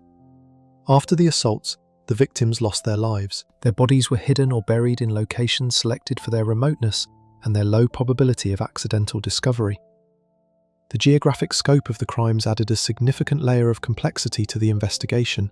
Offences were committed in both France and Belgium, meaning that different national police forces and judicial systems were handling different aspects of the case, without always being aware of the connections between them. This fragmentation of the investigative effort allowed Fourniret and Olivier to evade detection for far longer than a couple operating in a single jurisdiction might have managed. The couple's arrest came about as a result of an attempted abduction that was interrupted before it could be completed successfully. The failed abduction drew the attention of police and triggered a broader investigation that extended back through years of unsolved disappearances and homicides. Cold cases in both France and Belgium were reopened and re-examined in light of the new information. It took a failed abduction to finally bring them down. By that point, at least 11 young girls were already dead. Confessions from both Fourniret and Olivier were confirmed by forensic evidence, establishing their joint involvement in a series of crimes that stretched across 16 years. The investigation exposed severe failures in the monitoring of repeat registered offenders and in the communication between law enforcement agencies across national boundaries. The realization that a known convicted offender had been free to commit crimes for this long prompted an immediate and sweeping reassessment of existing oversight mechanisms. The scale of the investigative failure in the Fourniret case was difficult to overstate. A man with documented convictions for prior offences against children had been released from prison, married, and permitted to move freely across international borders, while committing crimes that claimed at least 11 lives over 16 years. The monitoring systems that were supposed to prevent exactly this outcome had failed at every critical juncture. Reports that should have been flagged were overlooked. Connections between cases in different jurisdictions were missed. Information that could have identified Fourniret as a suspect was not shared between the agencies that needed it. The post-arrest review of these failures led to sweeping institutional changes, but for the families of the victims, those changes came far too late.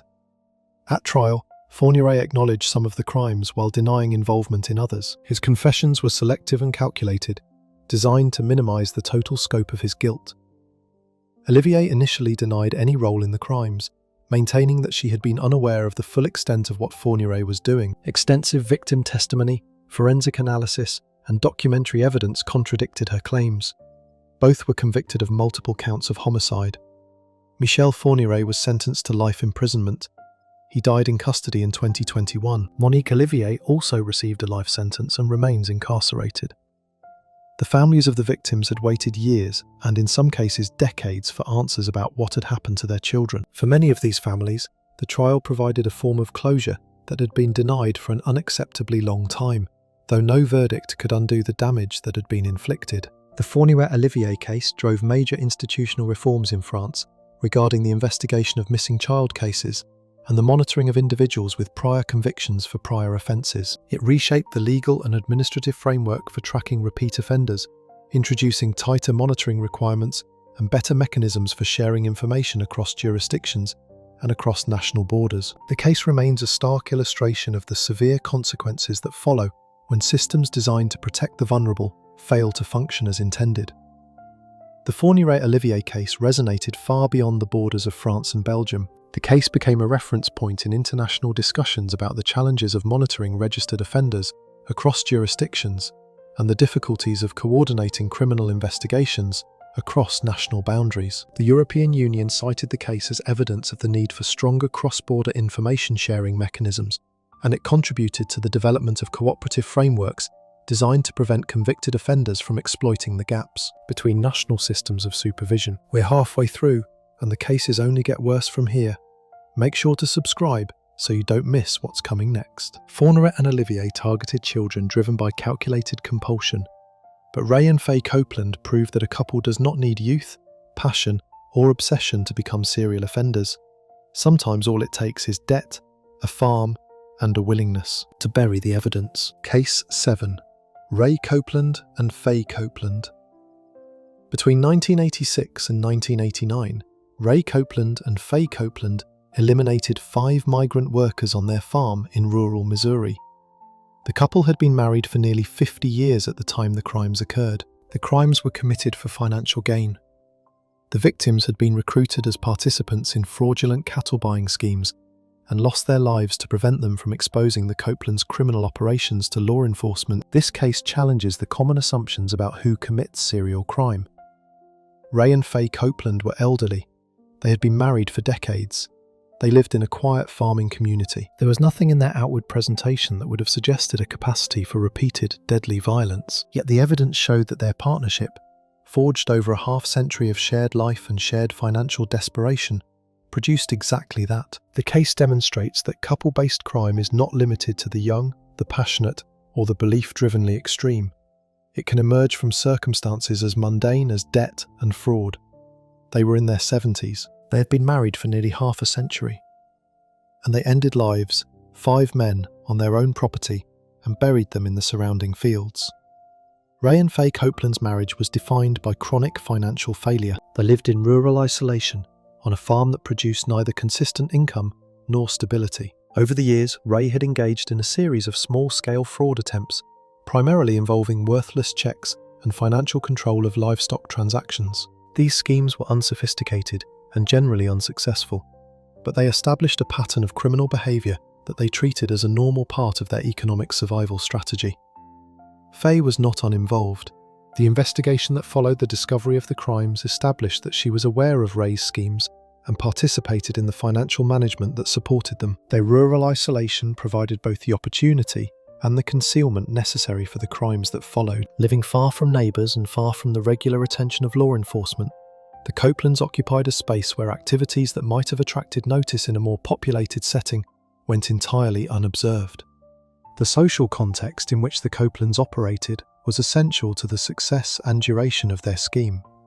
The migrant workers they targeted occupied a position at the very margins of economic life. These were men who moved from job to job, who maintained few lasting connections, and who had minimal access to legal protection or institutional support.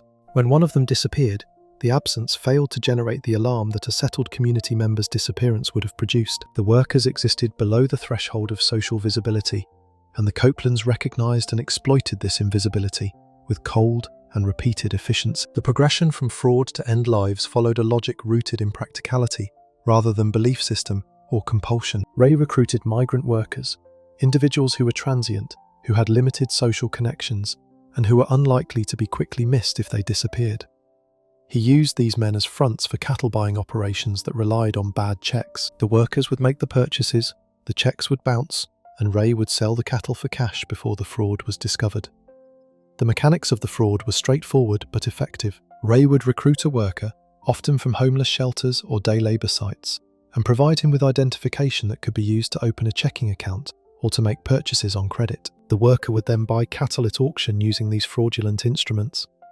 Ray would take possession of the animals and sell them for cash before the checks were returned or the fraud was detected. The worker, who had been the visible face of the transaction, would then become the person most at risk of arrest and prosecution. From Ray's perspective, the worker had served his purpose and was now a liability who could connect the fraud directly back to the Copeland farm. The workers were brought in to serve a purpose. When that purpose was served, they became a liability, and the Copelands disposed of liabilities permanently. When the fraud schemes began to unravel and the risk of exposure grew, Ray adopted ending lives as a solution. The workers who could identify him, testify against him, or lead investigators back to the farm lost their lives. The decision was joint. Faye participated in the selection of victims and in the logistics of concealment. The couple understood what was happening and both contributed to the process.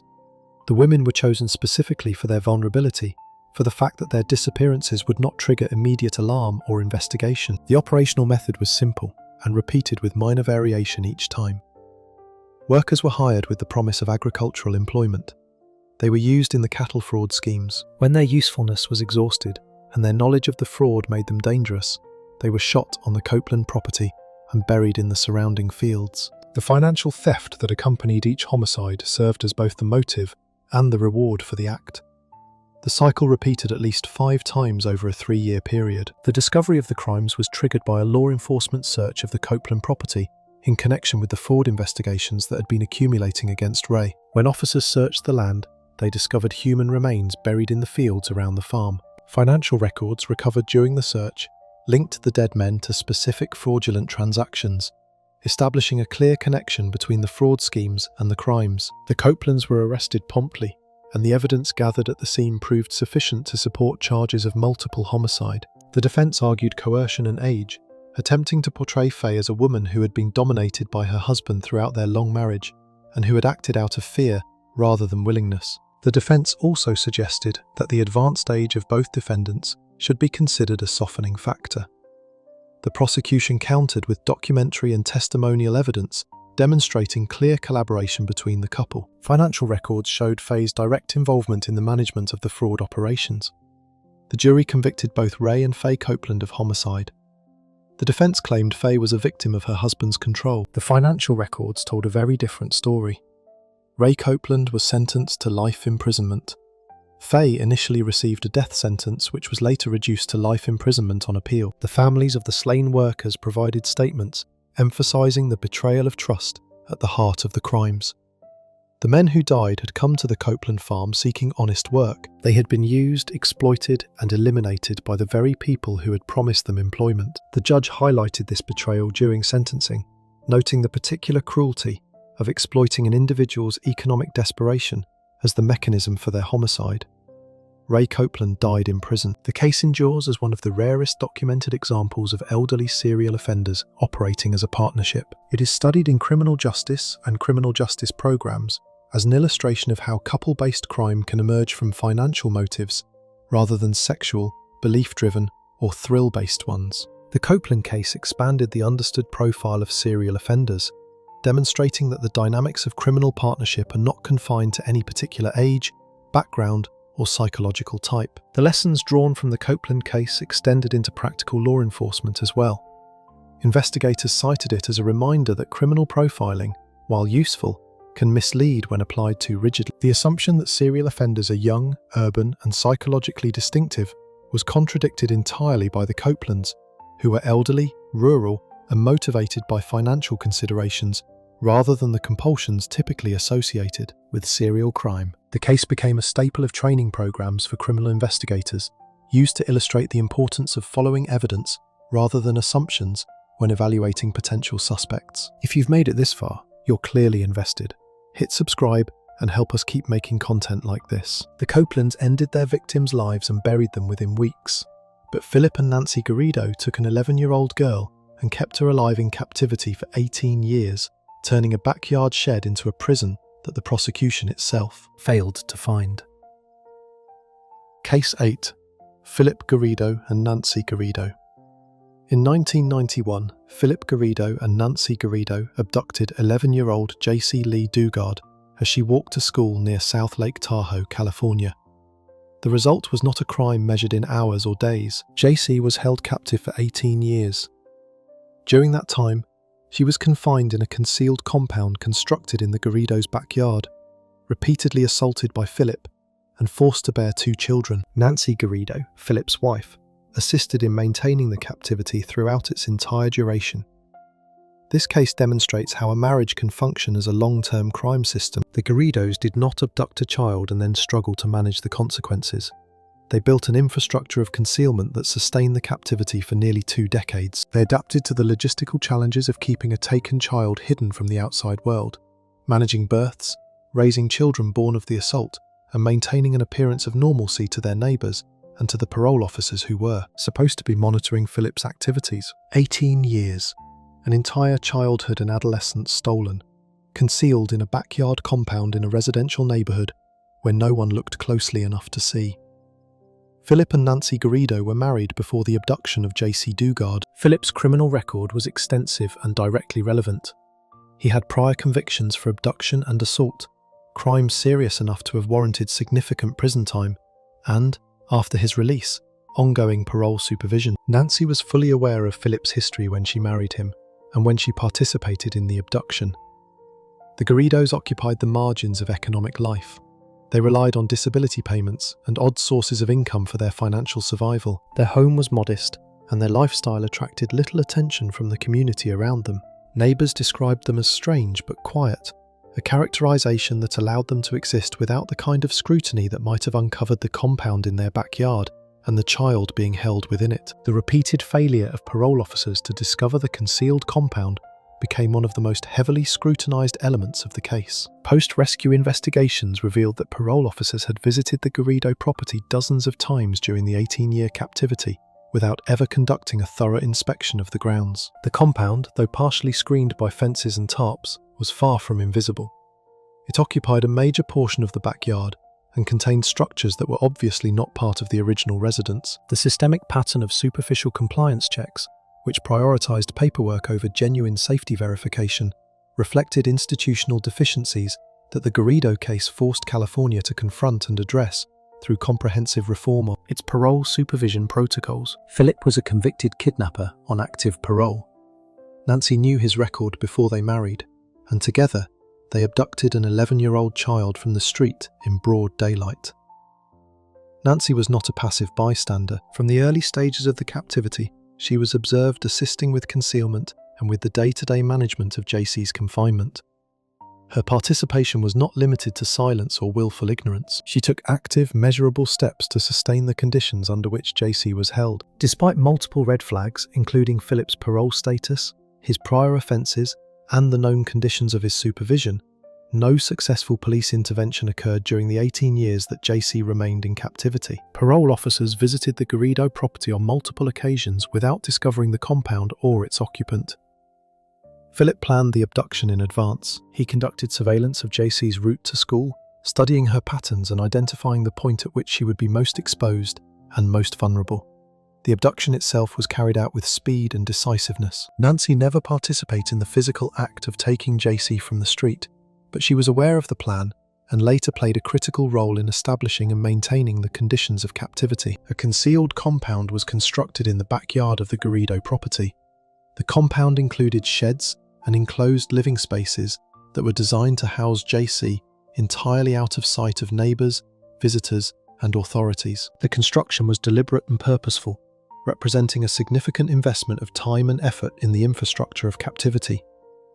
Psychological control over JC was established early and reinforced consistently. She was isolated from the outside world, denied access to communication, and made entirely dependent on her captors for every basic necessity of survival.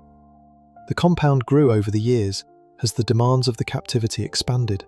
What began as a simple structure evolved into a more complex arrangement of tents, sheds, and enclosed spaces that served different functions. Some spaces were used for living quarters, others for storage, and the overall layout was designed to accommodate the needs of JC and eventually her two daughters, without any of the structures being visible from the street or from neighbouring properties.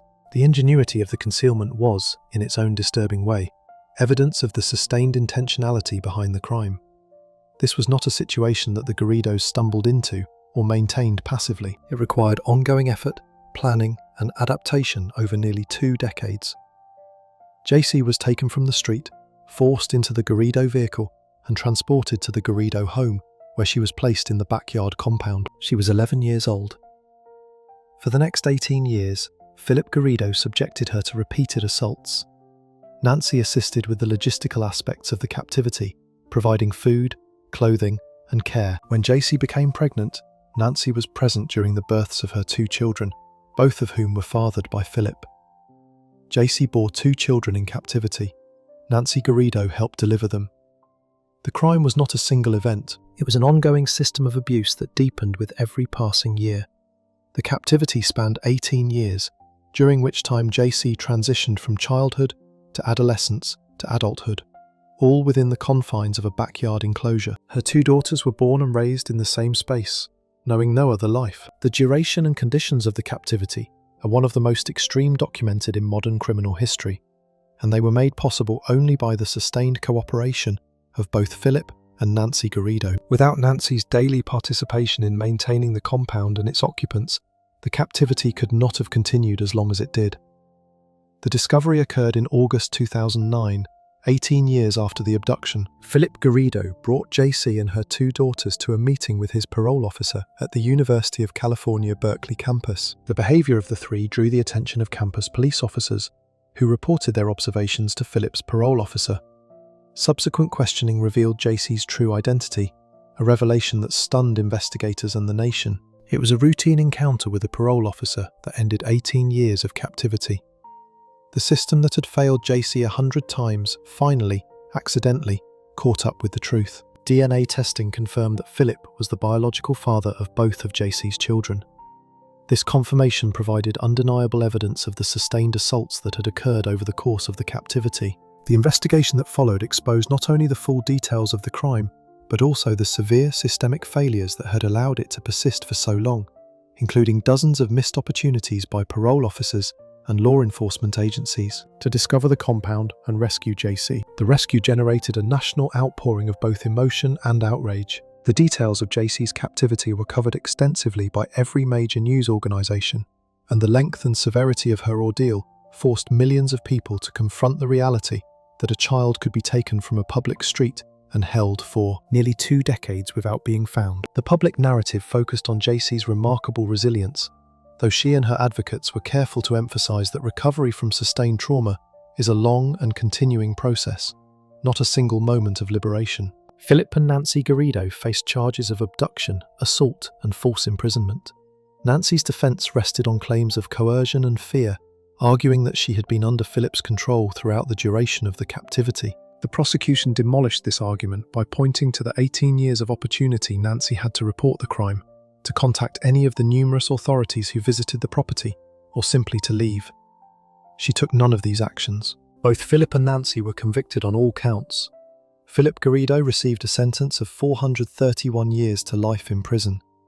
Nancy Garrido received a sentence of 36 years to life. JC Lee Dugard's impact statements described the magnitude of what had been taken from her: her childhood, her freedom, her ability to form normal relationships, and her sense of safety in the world. The court emphasised the prolonged and systematic nature of the suffering she endured. All appeals by both defendants were denied.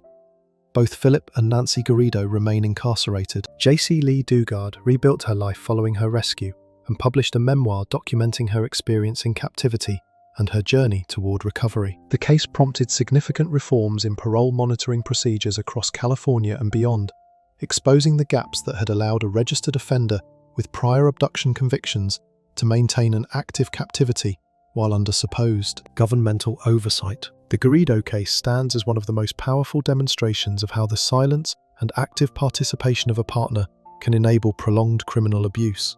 The broader significance of the Garrido case lies in what it revealed about the limitations of institutional oversight.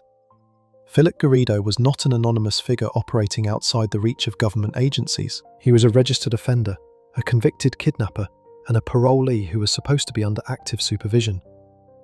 The system designed to prevent him from committing further offences failed comprehensively and repeatedly. The case demonstrated that the mere existence of monitoring programs is insufficient if those programs are not implemented with rigour, adequacy of resources, and genuine accountability for their outcomes. Subscribe before the next case. The story you're about to hear kept an entire country watching for 18 years. Nancy Garrido spent 18 years claiming she was too afraid to speak up. But Catherine Burney never bothered with that excuse.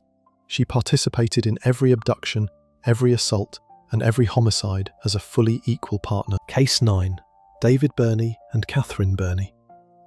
In 1986, David Burney and Catherine Burney taken, assaulted and eliminated 5 women in Perth, Western Australia. The crimes were committed over a period of several weeks, with each attack following a strikingly similar pattern of abduction, assault and elimination. Unlike many cases involving criminal couples, the Burney case is notable for the degree of equal participation between the couple offenders.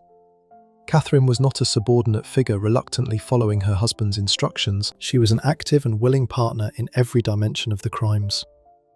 This case stands as a definitive example of equal participation couple violence. David and Catherine planned together, acted together, and concealed together. The dynamic between them was not organised around dominance and submission, but around shared desire and mutual encouragement. This equality of involvement makes the Burney case a critical study in how criminal partnerships can operate without a clear hierarchy, with both individuals contributing equally to the decision to commit violence and to the execution of that decision. The Burney case also challenged the narrative commonly applied to criminal couples during the 1980s. The prevailing assumption was that when a man and a woman committed violent crimes together, the man was invariably the instigator, and the woman was either coerced or psychologically overwhelmed. Catherine Burney's conduct defied this framework entirely. She showed no reluctance, no passivity, and no ambivalence during any phase of the crimes. Her willing participation on fully equal terms forced investigators, the prosecution, and the Australian public to reassess deeply held assumptions about the gendered dynamics of criminal partnerships and about who is capable of initiating extreme violence. 5 women were abducted, assaulted, and eliminated within a matter of weeks. Both David and Catherine participated as equals in every single crime. David and Catherine Burney married in early adulthood. From the outset, their relationship was defined by a shared interest in violent fantasies. This was not a situation in which one partner gradually corrupted the other over time. The Burneys appear to have found in each other a willing collaborator from the very beginning of their relationship, someone who shared their darkest impulses and who was prepared to act on them. The couple lived in financial instability. They had no children. To their neighbours, they appeared quiet and unremarkable, the same characterisation that surfaces again and again in cases of couple-based serial crime. There were no known reports of domestic violence, and police had no record of criminal activity associated with either of them prior to the crimes. Catherine's active participation in planning the crimes was not something that developed over time in response to pressure. It was present from the start. David and Catherine discussed their violent fantasies openly with each other. These were not abstract conversations conducted in the realm of the hypothetical. They were operational discussions that led directly and rapidly to criminal action. They identified potential victims together, planned abductions together, and assigned roles based on tactical effectiveness, rather than any internal power dynamic. Catherine's assigned role was to approach victims first, using her status as a woman to lower the target's guard and create an opening for David. They failed to drift gradually from fantasy into violence. They discussed homicide as a shared goal, planned it in detail, and then carried it out together with willing efficiency. The escalation from discussion to action was rapid. Within a very short period, the Burneys moved from shared fantasy to a sustained pattern of abduction, assault, and homicide. The speed of this transition suggests that the mutual reinforcement between the couple partners removed the internal barriers that might have prevented either of them from acting on their impulses independently. Together, they were capable of acts that neither might have committed alone. The question of what specifically drove Graham and Wood to end a life remains one of the most analytically challenging dimensions of the case. Unlike other criminal couples examined in this series, there was no financial incentive, no belief-driven framework, and no history of grievance against the victims. The crimes appear to have been motivated entirely by the psychological gratification that the couple derived from the shared experience of taking a life. This places the Graham Wood case in a rare and deeply disturbing category of serial crime, where the motive is purely emotional rather than practical. The couple did not take lives to achieve an external goal. They eliminated to produce an internal emotional state, and they used their relationship as the vehicle for reaching that state together. Victims were abducted from public locations and transported to the Berneys' shared home. Inside the residence, they were assaulted by both David and Catherine. The assaults were prolonged and deliberately cruel. After the assaults, the victims lost their lives, most often by asphyxiation. Remains were moved to remote locations and disposed of in areas chosen for their isolation and low likelihood of accidental discovery. The geographic separation between the abduction sites, the location of the assaults, and the disposal sites created an investigative challenge. However, the consistency of the pattern across all 5 homicides indicated the work of a single pair of offenders, a conclusion that investigators reached before the couple was identified. The investigation was triggered by the escape of a surviving victim. The woman who escaped provided detailed physical descriptions of both David and Catherine, as well as information about the home in which she had been held and the vehicle used in the abduction. This testimony led directly and rapidly to the Berneys' identification and arrest. The survivor's escape was a pivotal moment that transformed the investigation from a series of unsolved disappearances into an active manhunt with identified suspects. Her account was remarkably detailed and consistent, providing investigators with descriptions of the offenders, the interior of their home, the vehicle used in the abduction, and the methods employed during her captivity. The level of detail she was able to provide under the extreme stress of her circumstances spoke to an extraordinary presence of mind. Her willingness to work with investigators, to sit through interviews, and ultimately to testify in court was essential to securing the convictions that followed. One woman escaped alive. Her courage in going to the police brought the entire operation crashing down within days. Physical evidence recovered from the Berney home confirmed the survivor's testimony and linked the couple to the other unsolved cases. Both David and Catherine were arrested without resistance, suggesting that they had made no backup plans for the possibility of being identified or caught. Their crimes, while violent and careful, were not supported by any sophisticated strategy for evading investigation. Both David and Catherine were charged with multiple counts of homicide. The defense attempted to present Catherine as a victim of David's coercion, arguing that she had not acted of her own free will. The prosecution countered with extensive evidence of joint planning and equal participation. The survivor's testimony was particularly damaging to the defense's narrative, as it described Catherine engaging in the crimes with visible willingness and initiative. Both were convicted on all counts. David Berney received a life sentence. He later took his own life in prison. Catherine Berney also received a life sentence and remains incarcerated.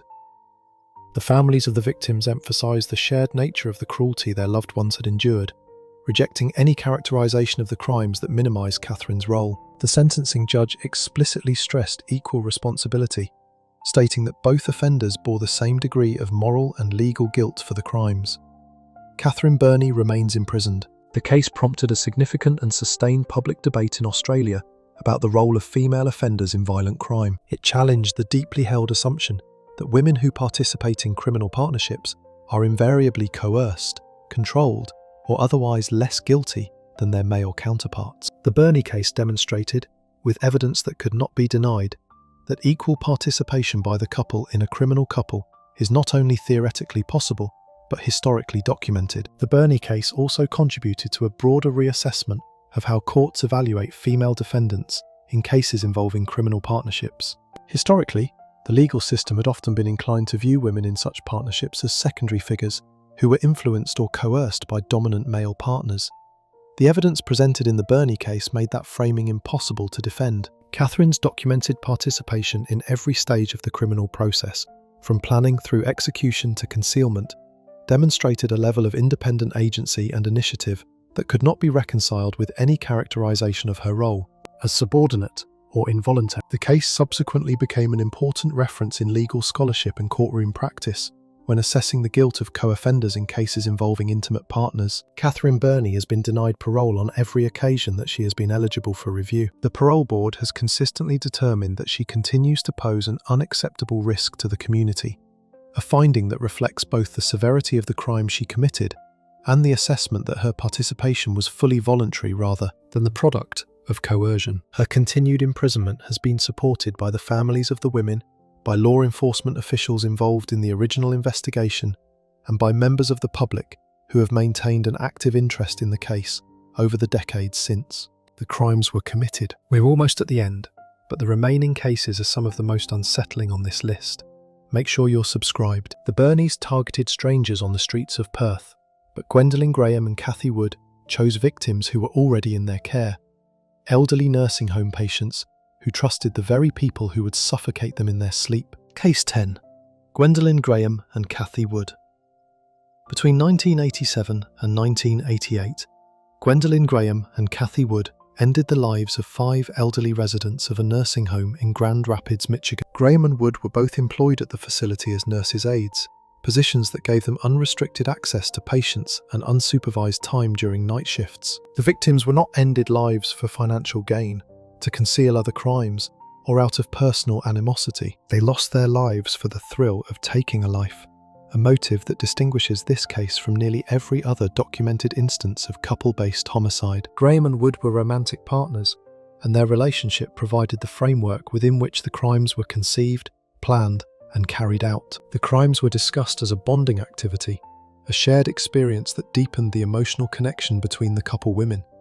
The victims were selected for their physical frailty and their inability to resist or call for help. The nursing domestic setting, where death among elderly residents was an unremarkable occurrence, provided ideal cover for a series of homicides that would otherwise have attracted immediate suspicion. The institutional setting in which these crimes occurred provided a form of camouflage unavailable in virtually any other context.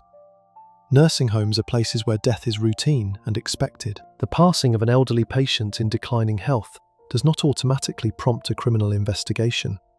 Graham and Wood understood this and exploited it with systematic precision. They selected victims whose deaths would attract the least surprise, whose medical records offered plausible explanations for sudden decline, and whose frailty ensured the act would leave no visible forensic evidence. The nursing home was not merely the backdrop for the crimes, it was a structural enabler that made the crimes possible and sustainable. They ended lives for excitement and for the bond it created between them. Their victims were elderly patients who could not defend themselves and whose deaths would not, in that setting, invite a second look. Gwendolyn Graham and Cathy Wood met while working at the Alpine Manor nursing facility, where both were employed as nurses' aides. A romantic relationship developed between them quickly. Within a short time they began discussing violent fantasies, and these discussions moved with alarming speed from the theoretical to the concrete. The idea of harming a patient was raised, debated, and eventually adopted as a plan. The women were selected based on a single criterion: vulnerability. Every target was elderly, physically frail, and incapable of mounting any form of resistance. There was no financial incentive. Graham and Wood had nothing material to gain from the deaths. The crimes were driven entirely by the psychological gratification the couple derived from the act of taking a life, and from the shared secret of having committed it. Neither woman had a criminal record prior to the crimes, and nothing in either of their backgrounds would have predicted the path their relationship would take. There was no money to gain, no grudge to settle, no external pressure driving them to end a life. The act of homicide itself was what they were after.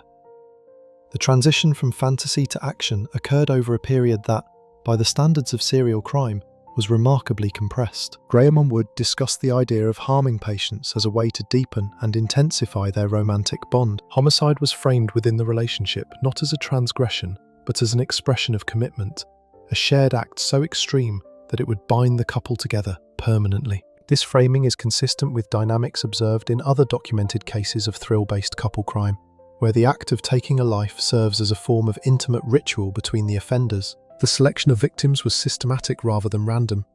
Graham and Wood chose patients who were least likely to struggle during the attacks and whose deaths were least likely to prompt immediate medical inquiry. In a nursing domestic setting, the death of a very elderly, very frail patient is not inherently suspicious. They understood this and exploited it with cold precision. The crimes escalated in frequency, as each successful act reinforced the pattern and emboldened the couple to repeat it. The method was consistent across all 5 homicides. Victims were suffocated with pillows in their beds during night shifts when staffing levels were low and supervision was minimal. The attacks required minimal time and produced no external physical evidence of violence. In each case, the death of the patient was attributed to natural causes, consistent with the individual's advanced age and declining health. No autopsies were ordered. No criminal investigation was initiated.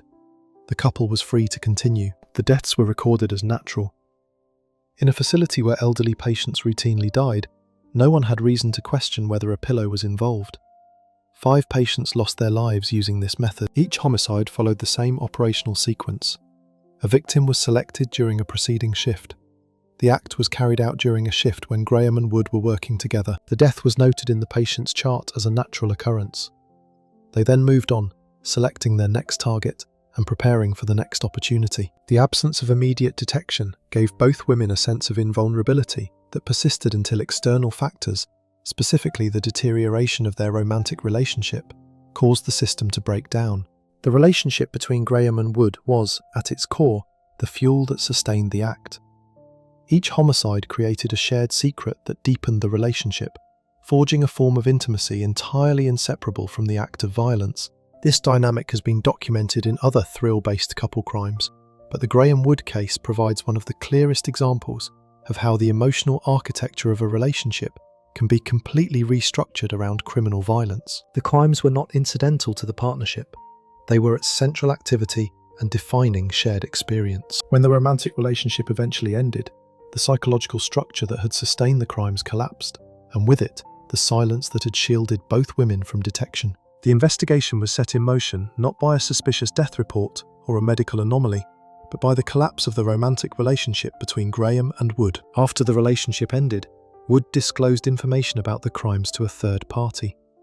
This information eventually reached law enforcement, triggering a re-examination of patient deaths at the Alpine Manor facility. Police reviewed medical records, interviewed staff members, and analysed the circumstances surrounding the deaths of the 5 patients. When the relationship fell apart, the silence fell apart with it. The secret that had bonded them together became the evidence that would imprison them. Graham denied involvement when confronted by investigators. Wood, by contrast, provided detailed accounts of how the crimes were planned and executed. Her testimony, combined with circumstantial evidence drawn from staffing records, patient charts, and the testimony of other nursing home employees, built a case that the prosecution considered sufficient to proceed to trial. Gwendolyn Graham was charged with multiple counts of homicide.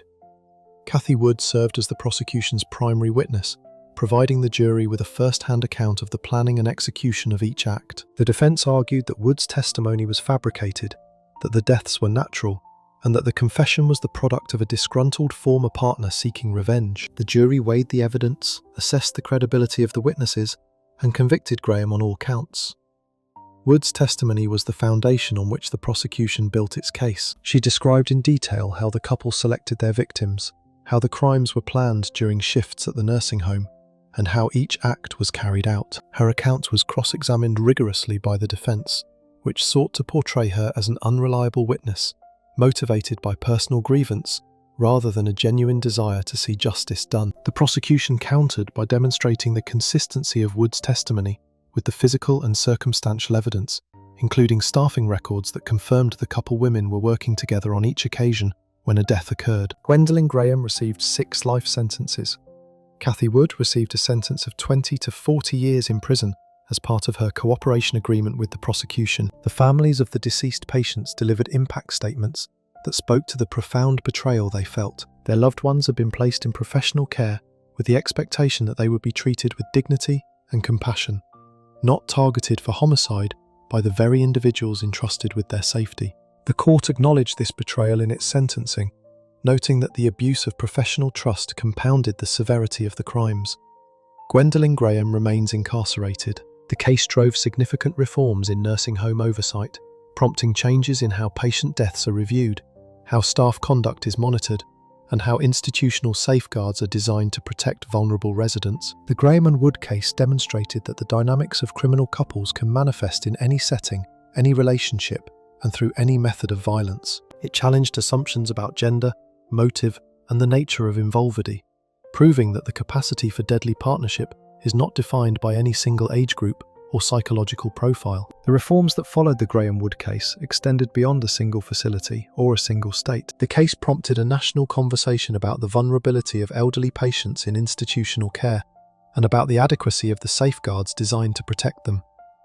Oversight mechanisms were strengthened, Staff screening procedures were enhanced, reporting requirements for unexpected patient deaths were tightened. The case served as a catalyst for changes that might otherwise have taken years or decades to implement, driven by the stark realization that the institutions entrusted with the care of society's most vulnerable members could, under certain conditions, become the settings for their homicide. Across all 10 of these cases, a single fundamental pattern recurs.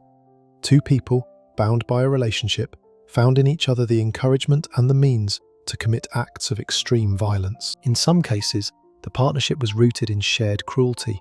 In others, it grew from financial desperation, belief-driven obsession, or the pursuit of psychological thrill. The specific motives varied enormously, but the underlying dynamic remained constant.